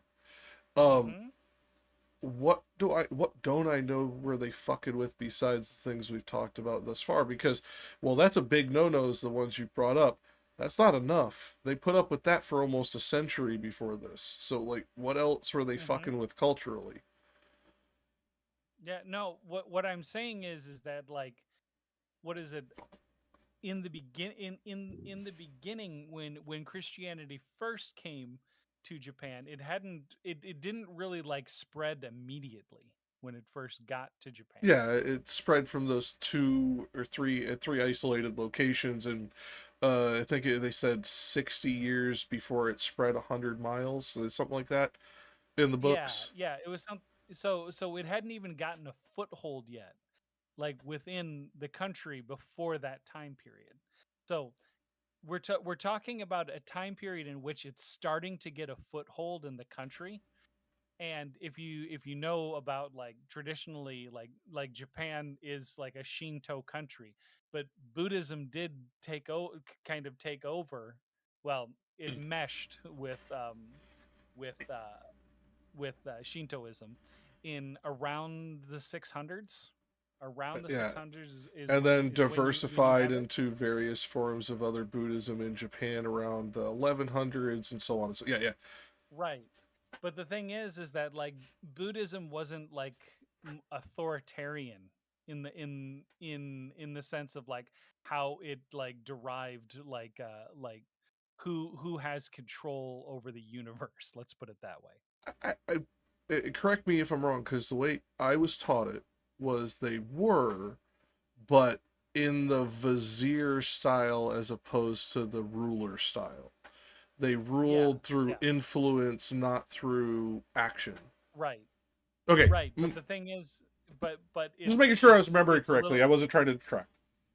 Right. It's a little bit different when you're talking about bringing Christianity and especially like Catholicism into Japan at that time. Not to mention when Japan finally finds out that, what is it, the Pope has basically decreed that non-Christian lands can be claimed for the church, as what is it? I think, is it Urban II that made that decree during the colonization period? And Japan didn't know about this until someone explained it to them. Which And is they finally also part find of the out plot of Shogun, the book. right. And they finally find out that the Catholic priests that are there, that are in these positions of power, are basically like trying to shadow control Japan. Yeah, that's a problem. Yeah. Going back to the book, because it is a great fucking book and you should read it, or at least watch the series, because I've heard the series is pretty goddamn close to the book. The old series skipped a bunch, but that's fine. I want you to tell any feudal lord in Japan that their lands are no longer theirs and they now belongs are to the controlled church. by the church. Yeah, I know. Like, I don't even need to think about it. I don't even need to. I remember what happened when somebody demanded. Anyone. I remember when they demanded that Nobunaga fucking build a temple. Just the demand to do that damn near caused war, let alone control of land. Fucking hell. Mm-hmm. Yeah. Yeah. Ugh. Yeah. Jesus. So like, I mean, that was the other thing that was going on. Not to mention, you also had, what is it? Not only the Silk Road, but you had the Opium Road at the same time. well, so you have Opium Triangle, yeah. Yeah, you have the Opium Triangle with the British. You have what is it? Oh, there was an Opium Road too? Yeah, because the British were what is it, doing getting opium in India at the time, and they were selling it up in China, but they were also trying to sell it to Japan. It depends on the time period. Certain time periods, yes, they're getting it from India. Depends on what time period you're talking about. 1640s to about 1720s almost all of the opium they are getting is Chinese opium, and what they are doing is an internal triangle along the Pearl River, Macau, and Yeah. Singapore was the third point, because what they're doing is they were taking the opium down from China to Singapore, repackaging it into more manageable quantities called smuggler tails, which were about 2 pounds a piece, what we now refer to as modern kilograms. And then would go back into Macau, transfer the opium for silver, because the only way to buy tea was with silver at the time, and they would buy Chinese tea with Chinese silver after selling the illegal Chinese opium. Right. Yes, I didn't know there was also an opium road. Where did that go through? Well, no, I mean, like, what is it like?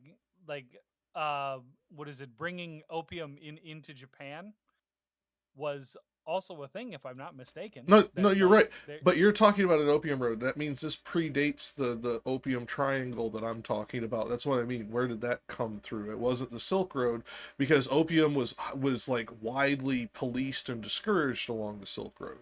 So it had to have been a different Right. travel route, is what I mean. And that's what I mean. Where did that go through? But here's the thing: like, when you're talking about trading in Japan, you're talking about finding which daimyo you're going to be able to sell to.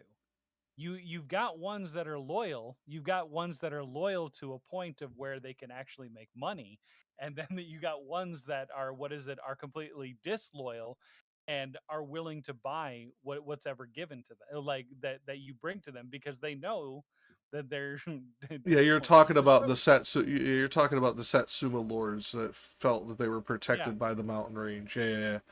Yeah. Okay. I honestly, I my own fault. I had always kind of interpreted that, due to when the high influx of opium happened within Japan, to the creation of the triangle. But if it predates that, I don't think that's it even. predates it. The Sakoku period starts in 1660. That's when, like, the hard Sakoku starts. Oh yeah, but opium never got really prevalent in Japan, even though you guys grew poppy. You guys actually had poppy fields. Like there's paintings and stuff Yeah. of poppy fields, like, but you guys didn't make opium out of it. That's what I mean. Like, it didn't become prevalent until it was brought in later. So Right. I'm guessing that was a trade route with China through Korea to places, but I didn't know that route because I knew the history of the Silk Road. You get caught with opium, that's a death sentence on the Silk Road.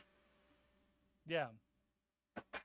Yeah. I just the thing I know is that there were things that were being traded, and I could have sworn that when I was learning about this, that it was opium was the thing that people traded, and it was what is it Damn, you gave me a rabbit hole to uh dig into. yeah.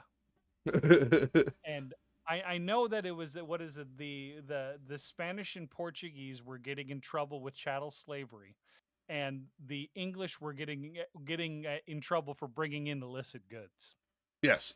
And when the Dutch got in trouble for opium as well, because it was basically discovered after the English that the Dutch were also working with it as well. Yeah, there's a lot that went into that. But like I said, I had falsely assumed that it had started with that triangle. But if this starts in 1660, that's 20 years isn't enough time to establish that trade route. This trade route had to have been established before the triangle was. Mm-hmm. That's just not enough time. 19 years when you're Well, talking clipper ships that take 8 months to get from one location to the other and so I on. I Yeah. get that, but the thing is like that when what was it, the author for Shogun, what's his name again? Clavel. It's really late. Clavel. He's writing like right at around the turn of the century. Yeah. You mean in story or when he's writing it? when like no, like in the story. Okay, The yeah, story, yeah, yeah. It's like right around the 16th. It's just before the big earthquake. God, I forget the year, but yeah, remember there's a giant earthquake that ended up Yeah. being felt like a premonition to the one guy. Blah blah blah blah. Yeah. Yeah, and that earthquake is recorded in your history, so we can date it to a specific year. I just don't remember what year it is. Damn it. I'll remember it later. Right. I'm just saying, if I remember, what was it like, the Tokugawa period starts in like 1606, and the Sakoku period doesn't actually like take full control until like the 1660s. Gotcha. Okay. You All right, gents, unmuted. I'm gonna take off. You'll have a good day. Have a good take one. care. And with that, we got done with this one, and we will see you next Saturday. Have a good one, stream.